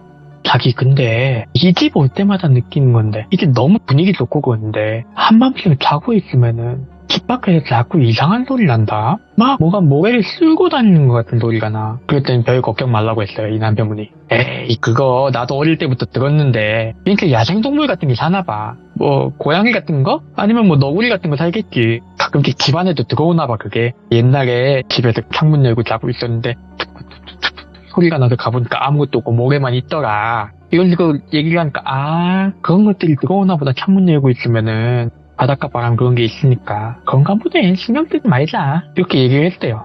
그러고서는 이제 또 시간이 흐르면서 여자친구하고 관계도 좋아지고 결혼을 할 때가 왔고 결혼을 하고 신혼여행 겸 해가지고 부부가 이 집 자체를 너무 아끼니까 해외로 신혼여행을 짧게 갔다 와서 신혼여행 마무리 이 집에서 하자. 우리 이 집 너무 잘 꾸몄고 좋다. 그래서 신혼여행을 해외로 갔다 왔어요. 갔다가 와서 이 집에서 신혼여행 마무리하기 위해서 남은 기간을 지냈는데 뭐 부부관계도 있고 뭐 신혼이다 보니까 뭐 알콩달콩 지내다 보니까 뭐 이렇게 좋은 시간 보내다가 또 창문을 열고 잔 거예요. 어느 날 에어컨까지 켜긴 그렇고 해서 창문을 열고 잤는데 남편분은 그냥 자고 있었대요. 근데 옆에서 부인분이 뭔가 물 마시고 가는 것 같은 기척이 있다 싶었더니 갑자기 집 저쪽에서 깍 하고 비명을 지르시는 거예요. 우리 자기야 무슨 일이야 하고 일어나가지고는 아무거나 일단 손에 잡히는 거 들고 가가지고 무슨 일인가 하고 딱 가니까 부인이 주방 바닥에 주저앉아가지고 더더더더더 떨고 있는 거예요. 너무 무서운 걸 봤다고. 너무 그렇게 떠니까 자기 무슨 일이야 진정해. 뭘 봤는데 뭐 야생동물이라도 들어왔어? 그러니까 자기야 여기 들어오는 거 야생동물 같은 거 아닌 것 같아. 자세히 얘기를 해보면 너무 이렇게 덜덜 떠니까 진정하고 우리 아침에 다시 얘기하자고 저는 개웠대요. 그리고 남편분은 술 한잔 하면서 부인이 너무 불안해하니까 옆에서 밤이 된 거죠. 아침이 돼서 자기야 일어나서 밥 먹고 얘기해봐 이러면서 얘기해보니까 밤에 자다가 목이 너무 말라서 목을 마시러 가려고 부인이 일어났대요. 부인이 일어나서 냉장고에서 목을 딱 꺼내가지고 마셨는데 마시면 시원하다 하고 딱 뒤로 돌라는데 소리가 나더래요. 큰 소리가. 그래서 이 근처에도 너구리 같은 게 돌아다녔나 했는데 그런 소리가 툭 하고 바뀌더래요. 부인도 눈치게 챙겨요. 이 소리가 바뀌었다는 거를. 혹시 모르니까 그런 거 들어갔으면 쫓아내야지 하고 저는 아무거나 그 주걱 같은 거 주방에 있다 보니까 이거를 커다란 밥 주걱 같은 걸 일단 들고 그걸 휘둘러서 쫓아내야지 하고 저는 조심조심 갔대요. 그러다가 어딨지? 들어온 게 맞나? 하는데 모래가 떨어진 게 보이는 거예요. 모래가 떨어진 게 보이니까 저기로 갔나 보다. 길이 꽤 넓다고 했잖아요. 길 복도를 따라서 모래가 떨어져 있는 게 다 이렇게 따라갔는데 어느 방에 그게 들어가더래요. 들어갔네? 방에 들어가 있으면 빨리 쫓아내야겠다. 문을 들어가고 일본 문 같은 경우는 미닫이 문이 많아요. 옆으로 여는 거. 여닫이 말고 미닫이. 드륵 열었는데 깜짝 놀랐대요. 이게 커다란 물고기 같은 게 있었는데 그 물고기 앞에 정말 삐짝 마른 여자가 어깨부터 그 위로만 물고기 몸통에 딱 붙어있는 그리고 팔이 엄청 길고 손끝이 날카로웠대요. 그런 게 뒷모습만 봐도 그렇게 무서웠는데 이게 뭐야. 순간 굳은 거죠. 사람이 상식밖에 못 해보니까 굳은 거예요. 굳어서 침만 꿀꺽 잡히고 있는데 그게 어깨까지만 있고 흉보라고 할 게 없고 그냥 진짜로 어깨가 물고기 몸통 바로 위에 붙어 있었대요. 그 어깨에는 긴 팔이 바닥을 짚고 논 거예요. 되게 그 물에 엄청 젖은 떡진 머리카락 그리고 얼굴이 너무 무서웠대요. 얼굴이 눈은 없고 엄청 커다란 입만 박혀 있었대요. 얼굴에. 그리고 그 얼굴 안에는 그 갈치 같은 거 있잖아요. 이빨 되게 얇고 날카로운 이빨. 그런 게 막 나 있는 입이 뻐끔뻐끔거리고 있더래요. 정말 놀래가지고 더더더더 떨면서 도망쳤대요. 주방으로 가려고. 왜냐면 주방에 칼이라도 있으니까. 놀래가지고 막 도망쳤는데 그게 팔로 두다다다다다닥 바닥에 짚으면서 그때서 알겠더라고요. 텁텁거리는 소리가 손으로 바닥을 짚는 소리고 슥슥거리는 소리는 물고기 몸통 그거를 바닥에 길 끌면서 오는 거예요. 기어다니네. 그게 엄청난 속도 기어서 따라오는 거예요. 주방에 가가지고는 어떻게 뭐라도 찾아가지고 그거를 대항하려고 용기를 냈는데 발목을 딱 잡더래요. 그 순간 기절을 하신 거예요. 그러고는 약 하고 기절하고 남편분 오시고 그렇게 된 거죠. 그랬더니 남편분이 듣고선 자기 신혼여행 갔다 오고 너무 힘을 써서 그런가? 아니 그냥 진짜로 봤다고. 알았어. 우리 일단 너무 놀란 것 같은데 병원이라도 갔다 올까? 그래가지고 병원도 살짝 갔다 왔대요. 너무 놀래서 가슴이 두근거리고 혈압이 올라가니까 혹시나 무슨 일이 있을까봐 병원에 갔다가 이렇게 와가지고는 부인이 마음이 바뀐 거죠. 우리 그냥 집에 가자. 그냥 집에 가서 남은 며칠 쉬어도 될 것 같아. 이래가지고 집으로 돌아갔는데 부인이 너무 신경이 쓰인 거예요. 그 집에 다시는 못 갈 것 같아 하면서. 그래서 내가 남편분이 딱 잘라서 말한 거야.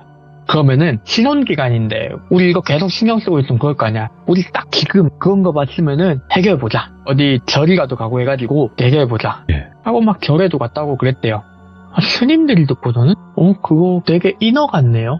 근데 인어를 보셨으면은 글쎄요 이게 어떤 의미가 될지. 왜냐면 인어 같은 경우에는 일본에도 전설이 많이 있는데 뭐랄까 인간에게 해를 끼치긴 해요. 물속으로 끌고 들어가고.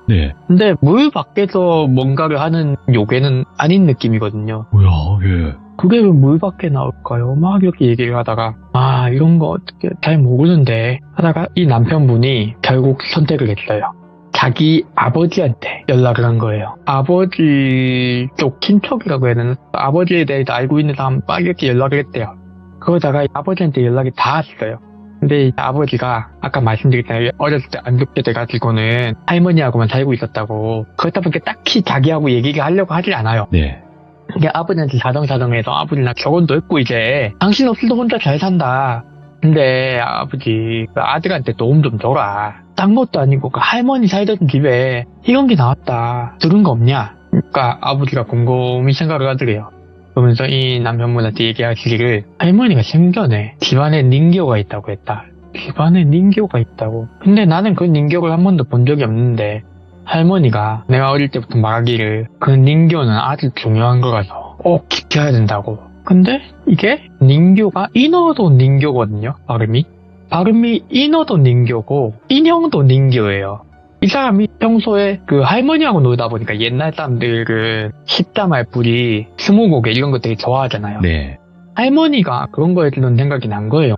인형? 인어? 아버지는 인형이라고 알고 있는데 아버지가 말한 걸 앞뒤를 이어붙여가지고는 얘기를 해보면 아버지가 말한 것 속의 닌교는 인형이에요. 문맥상. 네. 근데 생각해보니까 아버지가 그냥 인어라는 생각을 못해서 그걸 인형이라고 알아들은 게 아닐까? 그래가지고는 집안을 싹 뒤졌대요. 집안을 싹 뒤졌는데 못 찾았대요. 인형 같은 거는 못 찾아가지고 예. 그래서 이건 너무 찝찝하다. 부인하고 얘기를 한 거죠. 집을 처분하기로. 그래서 여기까지 얘기가 되고 키무라 선생님한테 얘기가 들어와서 이렇게 처리를 하게 된 거예요. 이걸 다 허물자 그러면은 예. 허물고 이 땅에 대한 토지 처분 같은 것도 하고 그래가지고 어떻게 이거를 아예 이분이 소유권을 포기하시는 걸로 그렇게 해서 집을 싹 정리를 했대요. 포크레인 이거 와서 밀고 담벼락 정리하고 다 이렇게 버리고 막 이러는데 집을 정리하다 보니까 네. 이상하게 안 빠지는 게 하나 있더래요. 일본 옛날 집들도 이 땅에서 좀 띄워서 짓거든요. 네. 대체로 땅에서 좀 띄워서 짓는데 우리나라도 전통 가옥들 보면은 땅에서 띄우잖아요. 네. 주춧돌을 놓고 그 위에 기둥을 세우고 돌 하나가 안 빠진대요. 인부하다 와 이거 돌 진짜 옴팡지게 세게 박혀있다고. 돌이 잘 안 빠져가지고 그냥 돌을 깨 부숴야겠는데요? 어차피 철거할 거면 깨 부술까요? 이러는데 키무라 선생님이 거기서 딱 촉이 온 거예요. 네. 그 인부 선생님들 저 커피 한잔 하시고 계시라고 저희가 잠시 살펴보고 나서 깨 부술지 결정할게요. 그 남편분하고도 와보시고 직접 삽을 들고 그 판에 셨대요. 돌이 깊이 박혀있는데 이 돌 모양이 달라요. 주춧돌이 이렇게 일자로 반듯한 모양으로 딱 박히거나 그런데 이거는 돌이 밑에가 크고 위에는 그 기둥 모양으로 그냥 뭔가를 덧붙여 놓은 모양이라고 해야 되나요? 예. 그런 느낌인 거예요. 이거 위랑 아래랑 돌이 다른 것 같지 않냐? 그 인부 아저씨 망치하고 들고 와달라고 해도 이건 분리해보자 그랬는데 이게 망치를 들고 와서 빵빵 내리치니까 돌이 뽑혀 나오진 않아도 그게 박살나긴 하더래요. 박살났는데 안에 빈 공간이 있더래요. 오. 후레쉬를 싹 비춰보니까 그 빈 공간에 정확하게 뭔지는 모르겠대요. 되게 오래되고 새까맣게 삐쩍 마른 무언가가 들어있었대요. 이게 뭘까? 키무라 선생님이 생각하기에는 이게 그 인어하고 뭔가 관련이 있을 것 같더래요. 관련이 있으면은 좀 굉장히 귀한 물건이거든요. 일본 인어 전설은 다른 나라하고도 좀 다르게 인어의 고기를 먹으면은 불로불사한다는 전설이 있어요. 그래서 야오비쿠니라고 인어의 고기를 먹고 불로불사가 된 그런 비구니 이야기도 있고 그렇다 보니까 이게 진짜 인어와 관련된 거면은 민속학적으로도 가치가 있고 이건 정말 귀한 물건이다. 그냥 없애기 그렇고 찜찜하시면 저희가 보상을 드리고 가져가도 되겠냐 해가지고 그쪽에서는 찜찜한 거 처리도 해주겠다 돈도 준다 하겠다 가져가세요 제발 가져가 주세요. 그래서 집은 해체를 하고 인어에 뭔가고 추정되는 거는 가지고 오셨대요. 가지고 와서 사무실에다가 두고 보관 처리를 해가지고 두고 그날 키무라 선생님이 밤늦게까지 사무실에 남아있었대요. 네. 근데 사무실 밖에서 문 밖에서 톱 슥 하는 소리가 나더래요. 키무라 선생님이 귀를 의심했대요. 이 물소리고 톱 슥 키무라 선생님이 이거 가만히 있으면 안 되겠다. 이건 누군가 가지고 있으면 찾아오는 종류의 물건이구나. 그래서 인어 그거를 들고 빨리 사무실 문 앞으로 가서 조용히 기다렸대요. 소리가 멈추기를. 소리가 멈췄대요. 그때 키무라 선생님 문을 살짝 열고 그거를 그냥 상자 떼고 보관해놓은 케이스 채로 밖으로 쓱 내밀었대요. 그랬더니 엄청나게 크고 삐쩍 마른 손이 손톱은 되게 날카롭게 나있는 그런 손이 상자를 탁 찢더니 잠시 뒤에 톱 한 소리와 함께 점점 멀어졌대요. 아침까지 키무라 선생님은 혹시 모르니까 이런 일이 있으면은 해가 뜰 때까지 안 나가신대요. 바깥에 뭔가 위협이 될 만한 영가가 있다든가 그러면은 안 나가는 거예요. 해가 뜰 때까지 영가들의 기간이 끝날 때까지 기다렸다가 아침이 돼가지고 끔뻑 잠이 들었다가 잠에서 깬 거예요. 어이구, 해 떴구나. 이 슬 나가도 되겠다. 하고서는 사무실 밖으로 나갔는데 그 사무실 밖 복도에 모래하고 물자국이 쭉 나 있더래요. 키무라 선생님이 추측하기로는 그게 진짜 이너에 뭐가 됐든 아니면 뭔가 다른 사연이 있던 간에 오래 들고 있을 물건은 아니었다. 라고 이 이야기는 마무리가 됐습니다. 이야. 근데 이게 뭔가 기묘한 이야기로 끝이 나는 게 아니라 뭔가 좀 무섭기도 하네요. 이 이너가 예. 되게 이미지가 다르더라고요, 일본은. 아, 그렇죠. 사람으로 되게 예쁘게 나오잖아요, 보통 인어가. 사람을 홀리는. 뭐 인어공주 뭐 이런 느낌으로. 예. 네. 근데 일본 인어는 물고기 함량이 80%는 되는 것 같아요. 생긴 게. 그냥 괴물 요괴지 뭐 네, 이 정도면. 말 그대로 요괴 취급인가 봐요. 그럴 수 있죠. 일본은 뭐 동물이건 뭐 어류건 뭐건 간에 전부 다 그런 요괴가 있다고 또 생각을 할 테니까. 그런 느낌에서 그런지 되게 기괴한 외모가 많이 나오더라고요. 그죠. 이거는 뭐 인어라고 좀 붙이기도 그렇고 그냥 어찌 보면 물고기 귀신이 괴물이지 뭐. 그러게요. 근데 일본의 이런 인어를 표현하는 것과 또 해외도 세이렌 뭐 그런 게 있잖아요. 그런 비슷한 느낌. 아, 예. 그러니까 좋은 쪽만 있는 건 아닌 것 같아요. 그런 것 같아요. 확실히 다 양면성이 있다 이렇게 생각을 할 수 있는 또 오늘 섬뜩한 홍님의 이야기였습니다. 너무너무 감사드립니다. 고맙습니다. 아유, 좋은 밤 되세요. 네, 감사합니다. 홍님 감사해요. 네. 네. 자, 이번 이야기는 레츠가 콩입니다. 바로 콩님께서 찾아오셨습니다. 바로 홍님을 만나보도록 할게요. 여보세요. 홍님 안녕하세요. 안녕하세요. 네, 반갑습니다. 아, 반갑습니다. 네. 자, 오늘 콩님께서 해주실 이야기 일본으로 넘어가 볼까요? 네, 알겠습니다. 알겠습니다. 도대체 어떤 이야기일지 또 어떤 기묘한 이야기를 들려주실지 출발을 해보도록 하겠습니다. 레츠가! 콩입니다. 레츠가 콩이죠.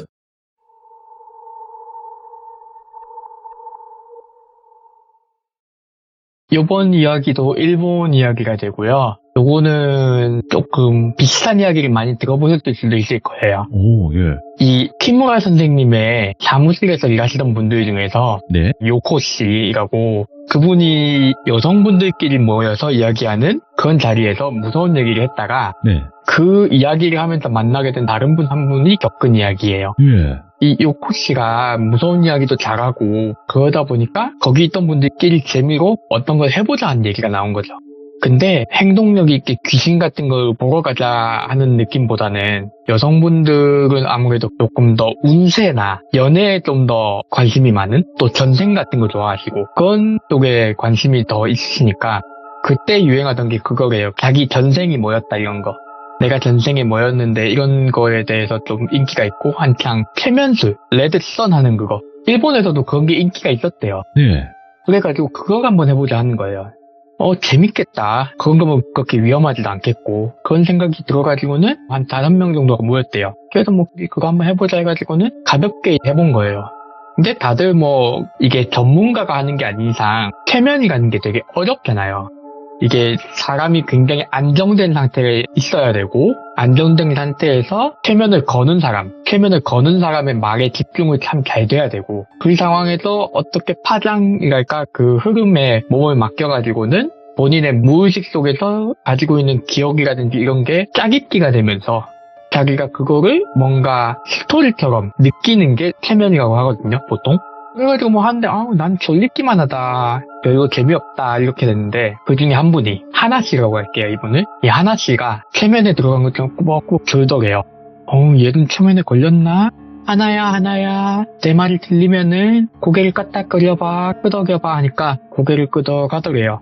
근데 이거는 좀 되게 평범한 반응이에요. 사람이 잠에 든 지 얼마 안 됐을 때는 아직 의식이 완전히 가라앉은 상태가 아니기 때문에 아기들이 특히 이런 반응을 잘 보이는데 물어보면 대답해요.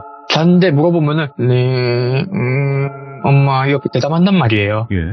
그것처럼 그냥 고개를 끄덕끄덕 하는 거니까 그럴 수 있는데 뭐 한참 얘도 그냥 잠들었나 보다 하고 그래서 레드선 하고서는 일어나라고 이 소리가 들리면 일어나는 거야 하고 딱 했대요. 딱 일어났는데 일어나고 나서 이 하나씨가 갑자기 식은땀을 벌벌 흘리더래요. 예? 하나야 왜? 괜찮아? 그러니까 아니야. 나 진짜 깜빡 잠들었어. 그러니까 잠들었구나. 그렇게 하고 그날 뭐 재밌게 수다를 떨다가 헤어졌대요.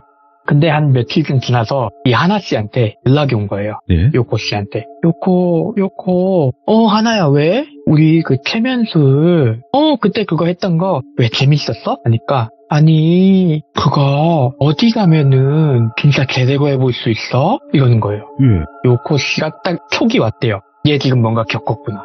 요코 씨 안 좋은 버릇이 무서운 거에 관계가 있다 싶으면 본인이 머리를 들이미는 버릇. 본인이 적극적으로 찾아줬대요.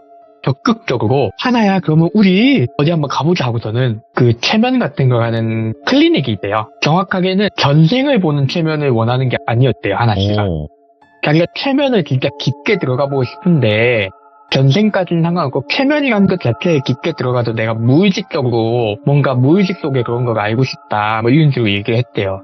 그러니까 체면 클리닉을 간 거예요. 체면 클리닉은 트라우마 치료에도 많이 이용이 돼요. 흔히 PTSD라고 부르는 외상후 스트레스 장애라든가 혹은 본인이 이 공포증이 있죠. 내가 거미 공포증이 있다. 이런 것도 체면을 통해서 치료를 받기도 해요. 근데 그건 클리닉에 가가지고 이 친구가 체면을 한번 받아보고 싶다고 한다. 무의식적으로 무의식 속에 있는 뭔가를 알고 싶다고 한다. 그러니까 그러면은 어떤 것에 대해서 알고 싶습니까? 평소에 트라우마나 PTSD 같은 게 있으셨는지 혹은 뭐 공포증이 있으셔서 그런 건지 상세하게 말씀해 주실수록 저희가 적합한 방법의 질문을 한다든가 체면요법에 대한 방법론을 다르게 쓸 수 있다. 얘기하니까 되게 약간 그 머뭇거리는 느낌이고 이 친구가 요코랑 같이 그 간이적으로 체면 체험을 했을 때 과거의 기억을 떠올린 것 같아요. 근데 그 과거의 기억이 내가 실제로는 기억하지 못하던 기억인데 그게 너무 신경이 쓰여서 이걸 혹시 다시 알 수 있을까요? 좀 과거의 기억에 대한 걸 떠올릴 수 있나요? 하니까 아니요. 그렇죠. 무의식 속에 본인이 까먹고 있던 기억이 뇌에 남아있는 경우도 있습니다. 즉 뇌는 기억을 순차적으로 떠올린다기보다는 실질적으로는 강렬한 걸 더 빨리 떠올린대요. 내가 쇼크를 받았던 것, 내가 충격을 받았던 기억이 더 강력하게 남고 뭔가 물리적이든 혹은 환경적이든 어떤 요인에 의해서 강렬한 기억을 오히려 잊기도 하고 이 강렬한 기억이 스트레스를 너무 주기 때문에 스트레스를 받지 않기 위해 회피작용을 하는 거예요, 뇌가. 그런 걸 위해서 기억이 되게 복잡하게 숨겨져 있기도 하다. 이런 경우에는 그건 스트레스 작용 없이 최면을 통해서 스트레스를 받는 부분을 억누르고 기억을 찾을 수도 있다. 이런 식으로 설명을 하는 거죠. 그거는 체면에 들어갔대요. 아로마 향 같은 것도 피우고 옆에 있어도 좋겠다고 해서 요코 씨가 보호자 느낌으로 옆에 같이 있고 평범한 체면 클리닉의 느낌이었대요. 편안한 분위기, 정말 아주 조용하게 깔려있는 배경음악. 그래서 지금부터 하나씩은 체면에 들어갑니다 하면서 제가 하는 말들을 계속 반복해서 따라 말해보세요. 그리고 이번에는 말을 하지 않고 조용히 그 단어들을 머릿속으로 생각합니다. 자, 지금부터는 말하는 것을 멈추고 소리에 집중합니다. 이런 식으로 단계적으로 밟아가면서 점점점 집중의 강도를 높이는 걸 사용했대요. 깊이 집중하면서 편하게 잠드는, 간단하게 말하자면 양 한 마리, 양 두 마리 샌다고 하잖아요. 잠들기 어려울 때. 그거를 조금 더 전문적인 방법으로 체면에 깊이 들어가게 한 거예요. 깊이 잠들어서 요코 씨가 옆에서 보기에 정말 얕게 숨을 쉬면서 근데 말하는 거에 더 또렷하게 대답을 하더래요. 그때 그 간이적으로 있을 때처럼 고개만 끄덕이고 그런 게 아니라 그 상담사 선생님께서 지금 제 목소리가 들리시면은 네 라고 말씀해 주세요 하면은 네 하고 말을 하고 지금 요코 씨의 나이가 몇 살이시죠? 하면은 제 나이는 20몇 살입니다 하고 대답을 하는 굉장히 신기했대요. 정말 고르게 숨을 쉬면서 자고 있는 상태인데 모든 질문에 대답을 하는 거예요. 확실하게 체면에 들었구나 하고 옆에서 느껴지는 그 상황에서 점점 질문을 하는 거죠. 며칠 전 이야기, 몇 달 전 이야기, 몇 번째 생일 이야기, 그리고 차근차근 시간순으로 뒤로 밟아가는 식으로 지금부터 하면서 하나씩은 점점 과거로 시간 여행을 떠납니다. 뭐 이런 식으로 가는데 내가 과거에는 어디에 살았고 저는 누구로 소꿉친구가 반복적으로 소꿉친구 이야기가 나오더래요. 근데 이건 이상하지 않았던 게 요코 씨도 이 하나 씨의 소꿉친구가 알아요. 약혼까지 한 사이였고 정말 주변에서도 니들 진짜 드라마에 나오는 것 같은 커플이다. 일본의 소꿉친구는 오사나나짐이라고 해서 어릴 때부터 알던 친구라는 단어가 따로 있을 정도로 소꿉친구에 대한 개념이 있거든요. 그런 오사나나짐이 사이에서 약혼자까지 온 진짜 드라마에 나올 것 같은 커플이다 이런 소리를 듣던 닥터 커플이라서 너무 잘 알고 있었는데 당연히 그 얘기가 나오는 거죠. 과거로 가도 소꿉친구는 지금까지 그렇게 계속 알고 왔으니까 로맨틱적인 게 있지 하면서 듣는데 어느 순간 하나 씨가 제가 아파요 얘기하는 거예요. 아프시다고요? 어떻게 아프신가요? 하니까 제가 높은 데서 떨어졌어요. 이러는 거예요. 하나 씨가 사실 장애가 있어요. 후천적 장애가. 다리가 잘 안 움직이시는 분이거든요.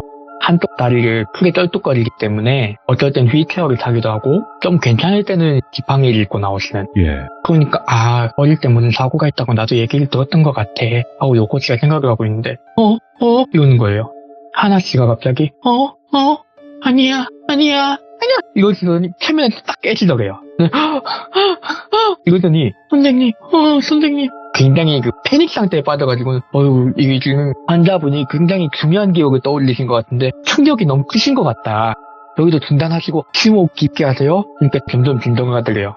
무슨 일이 있으셨는지 굳이 말을 안 하셔도 되고요. 원하시는 기억을 찾으신 것 같으신가요? 그러니까 하나씩 고개를 막 맹렬하게 끄덕거리시더래요. 그러면 굳이 얘기는 안 하셔도 되고 도움이 필요하신 게 있으면 도와드릴 수 있다. 뭔가 법적인 도움이 필요하시거나 혹은 가정에 대한 얘기가 필요하시면 소견서나 이런 걸 써드리겠습니다 하니까 부모님하고 얘기를 해봐야 될 것 같다 얘기한 거예요. 요코 씨하고 나오면서 웬일이 있었냐. 너 너무 갑자기 그래가지고 나 얼마나 놀랐는데. 그러니까 요코야 오늘 너희 집에서 자고 갈래? 자고 가고 부모님한테도 연락드리자 이랬는데 요코 씨 집에 가서 하나 씨가 얘기를 하는 게 내가 어릴 때 산에서 놀다가 넘어져가지고 어디로 떨어졌다 얘기했잖아 지난번에. 그때 한참 전에 했었지. 근데 체면 그거 우리 같이 했을 때 그게 너무 기억에 남던 게 어떤 아저씨가 나를 뒤에서 확 미치더라. 그 아저씨가 너무 신경이 쓰여가지고 오늘 상담을 같이 가자고 한 거거든. 그래. 그러니까 아저씨가 누군지 안 거가. 그러니까 이런데 전화가 따르릉 울리더래요. 전화가 따르릉 울리는데 전화에 약혼자 이름하고 하트 해가지고 전화 딱 오니까 하는 거예요. 나씨가 전화 내가 대신 받아줄까? 고개 끄덕끄덕 하더래요. 전화를 딱 받았대요. 전화를 딱 받아서는 여보세요? 그러니까 이거 하나 핸드폰 아닌가요? 그죠. 하나 친구 요코인데요. 하나가 오늘 저희 집에서 자고 가자고 했는데 지금 화장실에 가가지고 전화를 받을 수가 없네요. 제가 대신 전해드릴게요. 그러니까 그쪽에서 네 혹시 하나가 뭐 별말 안 하던가요? 그러니까 별말? 별말 안 했는데요? 네 하고서 전화를 끊었대요. 니 혹시 니 약혼자가 니 믿었나? 근데 말이 안 되는데. 왜냐면은 약혼자하고 하나 씨는 동갑내기예요. 어릴 때 자기를 민 게 아저씨면 약혼자일 리는 없죠. 그게 아니라 걔네 아버지 같아. 그 집 아저씨하고 그 집 아저씨가 자기 민 것 같더래요. 이 뒤에 하나 씨가 요코 씨 집에서 자고 나서 부모님을 만나러 가요. 요코 씨 입장에서는 여기서 이야기가 또 끊긴 거죠. 한동안 잊고 살았대요. 잊고 살았는데 하나 씨한테서 연락이 온 거예요. 굉장히 밝아진 목소리, 굉장히 괜찮아진 목소리. 하나야 잘 지냈나? 언제 보자고? 여기 근처에 왔다고? 우리 언제 한번 보자. 이래가지고는 만난 자리를 가졌대요. 만났더니 이런저런 얘기하다가 물어보고 싶은데 괜히 약혼자하고 그렇게 얽힌 얘기니까 먼저 물어보기 좀 그렇잖아요. 눈치를 딱 보더니 기집애 요코 너 그때 얘기 듣고 싶어서 그렇지. 얘기해줄게 하고 얘기를 시작하는데 그거보다는 바로 집으로 돌아갔대요. 킹가고 돌아가니까 부모님이 아니 무슨 일이 있었길래 갑자기 니 전화해가지고 갑자기 집에 오고 싶다고 그러니 그것도 데리러 와달라 하고 무슨 일 있었나 했는데 처음에는 곧이곧대로 말을 못하겠더래요. 아무래도 조금 미신에 가까운 거잖아요. 일반 사람들이 느끼기에. 미신에 가까운 얘기 가지고 약혼까지 한 남자의 부모님한테 이미 부모님들끼리도 다 아는 사이인데 그런 얘기 꺼내기가 힘들었대요. 그래가지고 그날 밤에 아니다 나중에 좀 이따 얘기할게. 오늘 피곤하다 그냥 잘게 하고는 잤는데 밤늦게 전화가 오더래요. 이 밤늦게 누가 전화하노? 전화를 딱 받았더니 약혼자인 거예요. 어떡하지? 왜냐면 약혼자는 여기 내려온다고 얘기를 안 했거든요. 뭔가 찜찜해서. 근데 약혼자한테 전화가 왔으니까 걱정하겠거니 하는 거예요. 처음 생각에는. 당연한 반응이잖아요. 평범한 남자 입장에서 보면 자기 약혼녀가 갑자기 친구 집에도 자고 온다더니 그날 전화도 못 받더니 갑자기 연락을 안 받네? 집에도 없고 그런 느낌으로. 그래서 전화를 했겠거니 해서 일단 받고 모르는 척을 하자. 급하게 그냥 부모님 일 때문에 왔다고. 자기야 하고 전화를 받았는데 남자가 자기야 나 자기 집 앞이야 하는 거예요.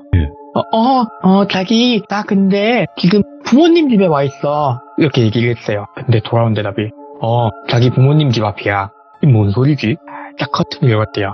이 흔히 나오는 그 일본 단독주택 2층짜리 집 2층에 하나씩 방이 있어가지고 거기서 커튼을 빼꼼 하고 보는데 정확하게 자기 방 창문을 그 남자가 쳐다보고 있더래요. 그러고는 커튼이 열리는 걸 봤는데 손을 쓱 들어 던지더래요. 예? 자기 우리 잠시 얘기 좀 할까? 그러더니 아무 말도 안 하는 거예요. 그 다음부터 나가는 건 너무 무섭고 해가지고 전화로 얘기해라 전화로 하니까 자기야 무슨 일 있었어? 그러니까 무슨 일 그냥 부모님 보러 온 거야. 아니잖아. 왜? 자기 옛날 일 기억났지? 무슨 옛날 일? 자기 옛날 일 기억난 거 맞는 것 같은데 옛날 일은 옛날 일이라 생각하면 안 될까? 이러니까 갑자기 그 무서운 것도 화가 나는 거예요. 무슨 소리를 제대로 얘기해라 하니까 남자가 얘기하길 자기가 며칠 전부터 자기 집에서 자고 갈 때면은 잘 때 막 몸부림을 치면서 악몽을 꾸더라? 왜? 악몽 꾸는 거야 그럴 수도 있지 했어 처음에. 악몽 꾸면서 우리 아버지 이름을 자꾸 부르대. 누구 아저씨 하고 아무리 생각해도 기억나는 게 그거밖에 없거든. 자기 옛날 일 기억난 거 맞구나? 그러고는 이 하나씨가 너무 놀래가지고 까먹었대 기절을. 2층에서 쿵 하는 소리를 하고 나니까 부모님도 올라오셔가지고는 우리 딸 왜 그러니? 우리 딸 왜 그래? 정신 차려 이런 거예요.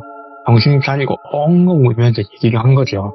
이런 일이 있었고 내가 체면을 해가지고 그런 거 알게 됐는데 방금 그 약혼자가 전화를 해가지고 나한테 이렇게 내가 여기 있는지도 어떻게 알았는지도 모르겠다 하니까 이 아버지가 진짜 얼굴이 뻘겋게 달아올라가지고는 몽둥이를 들고서는 그 남자 집으로 쳐들어갔대요. 오밤중에 나오라고 하니까 그 집에서 그 집 아저씨가 나오더니 하나 아빠 밤중에 뭐 날리고 하니까 똑바로 말하라고. 딸내미한테 이런 얘기 들었다. 안에 아들내미 있지? 다 데리고 나오라고. 오늘 이거 똑바로 얘기 안 하면은 진짜 사달란다. 다 때려잡는다 내가. 그러니까 이러더니 그쪽에서 한 얘기가 진짜 어이가 없더래요. 하나 씨가 지방에서는 좀 돈이 있는 집이었어요. 돈이 있는 집이었고 이 하나 씨의 약혼자는 딱히 그렇게 돈이 있는 집은 아니었어요. 평범한 집. 하나 씨네 집이 유독 돈이 있었대. 그 지방에 원래부터 땅을 가지고 있어가지고. 근데 어렸을 때부터 그 집 아들 그 약혼자가 어릴 때부터 하나 씨를 되게 좋아했대요. 되게 좋아하는 게 눈에 보이는데 그 약혼자의 아저씨가 보기에는 아무리 생각해도 아무리 소꿉친구라지만은 하나 저게 집에는 분명히 여기서 끝날 것 같진 않다. 걔네 집에 돈도 있고 하니까 걔 공부시킨다고 여기 멀리 보내고 그러면은 항상 그런 애들하고 항상 안 이어지더라. 아이고 우리 아들님이 저렇게 좋아하는데 어쩌지. 정말 아들에 대한 그 독자예요. 3대 독자 그런 느낌으로. 그렇다 보니까 너무 좋았겠는데 어느 날 이렇게 아들하고 산을 올라갔는데 근처 산에서 놀고 있는데 산을 올라갔는데 하나씨가 혼자 놀고 있더래요. 아들이 하나씩을 봤으니까 같이 놀라고 갔는데 아저씨가 그 곰곰이 보다가 문득 생각이 들었대요. 우리 아들내미가 제 옆에 계속 붙어있으려면 어째야 될까? 하고 정신을 차렸을 때는 이미 하나씩을 밀어버렸대요. 산에서 민 거예요. 근데 그 산이 원래 사고가 많이 나는 산이었대요. 네. 그 산책로 같은 길은 좁은데 옆에 나무들이 우거지고 그러다 보니까 옆으로 굴러서 다리 한두 군데 부러지고 한 사람들이 많았대요. 그렇다 보니까 뭐 금방 구급차 부르면 오고 하는데 이 아저씨가 딱 밀고 나서 자기 아들한테 조용히 해. 아빠만 해대고 하면은 하나랑 결혼할 수 있어. 이렇게 아들을 꼬드긴 거예요. 그래서 아들하고 아빠하고 둘이서만 그 비밀을 가지고 일부러 하나씩을 늦게 구해준 거죠. 밀어놓고. 그 덕에 장애가 생겨서 다리를 계속 쩔뚝거리게 했고 여기까지 들었으니까 그 하나씨 아버지가 어떤 기분이었겠어요. 그냥 몽둥이 들고 참지를 못하고 아주 그냥 넉마 조각을 만들어놨대요. 사람을 두둑에 패가지고는. 그러고 나서는 결혼하는 것도 파혼하고 그 다음부터는 나도 그 사람이랑 만나면서 따로 자유롭게 연애 못해봐가지고 몰랐는데 자유롭게 연애하고 다니까 좋더라. 이렇게 얘기를 하고 이 이야기가 끝이 났어요. 그리고 요거는 후일담인데 요 이야기는 비교적 최근의 이야기예요. 근데 요코씨가 인스타였나 페북이었나 보면은 남들이 좋아요 찍어놓은 걸 볼 수 있잖아요. 그래서 하나씨가 좀 자유롭게 연애하고 하면서 여행을 많이 다니기 시작했대요. 그러다 보니까 그건 사진을 SNS에 올리는데 쫙 보다가 어떤 사진에 좋아요가 몇 개 찍혀 있어가지고 무심결에 좋아요를 누르다가 좋아요를 찍은 사람들 목록을 딱 눌렀는데 목록이 딱 봤는데 익숙한 얼굴이 거기 딱 박혀있더래요. 전 약혼자가 그 사진에다가 좋아요를 딱 박아놓은 거예요. 그래가지고 오씨 이건 뭐야. 혹시 하나 정도 눌렀을 수 있잖아요. 요코씨 이런 거 혹시 못 참으니까 하나씩 SNS에 쫙 올려다보면서 좋아요 누른 사람 목록을 다 눌러봤대요. 네. 다 찍어놨더래요. 예. 모든 올려놓은 게시물 하나하나에 좋아요를 다 찍어놨더래요. 이거를 하나씨한테 얘기를 했더니 하나씨도 깜짝 놀라면서 그 사람을 신속하게 차단했다는 이야기로 마무리가 되었습니다. 진짜 사람이 진짜 무섭네. 그러게요. 와, 광기다 이거 진짜로. 이게 그렇게까지 해서 아들을 이어주고 싶어 한 아저씨도 이해가 안 되고 무서운데 네. 그거를 알면서 네. 옆에서 계속 약혼자가 될 때까지 챙겨주는 척이라고 해야 될까요? 그걸 한 그 약혼자가 더 무서운 것 같아요, 저는. 네, 진짜로 오늘 콩님의 이야기 덕에 또 사람이 싫어졌습니다. 아, 사람은 항상 싫어요. 어떡해요. 이게 사람을 좋게 봐야 되고 긍정적으로 봐야 되는데 시들무 덕되게 사람은 항상 싫은 거예요, 기본적으로. 뭐야, 저 사람도 혹시 막 이렇게 또 볼 수밖에 없는 안타까운 현실인데 또 그런 이야기만 모이니까 그런 거잖아요. 그죠? 좋은 얘기를 보고 이제 시력을 해야죠. 그렇죠. 뭐 좋으신 분들도 있겠지만 요즘엔 너무나 드문 것 같습니다. 아이고, 오늘 또 이렇게 콩님께서 이야기 들려주셔서 다시 한번 감사드리고 항상 찾아와 주셔서 고맙습니다. 다음번에 또 뵙겠습니다. 네, 감사합니다. 다들 네. 건강하시고요. 네, 고맙습니다. 수고하셨습니다. 자, 오늘 콩님께서 들려주신 이 이야기 진짜 광기를 볼 수 있는 그런 하나의 또 이야기가 아니었나 생각을 합니다. 여러분들, 제가 항상 이런 말씀 드리는 것도 지겹긴 하지만 조심하시길 바라겠습니다. 감사합니다.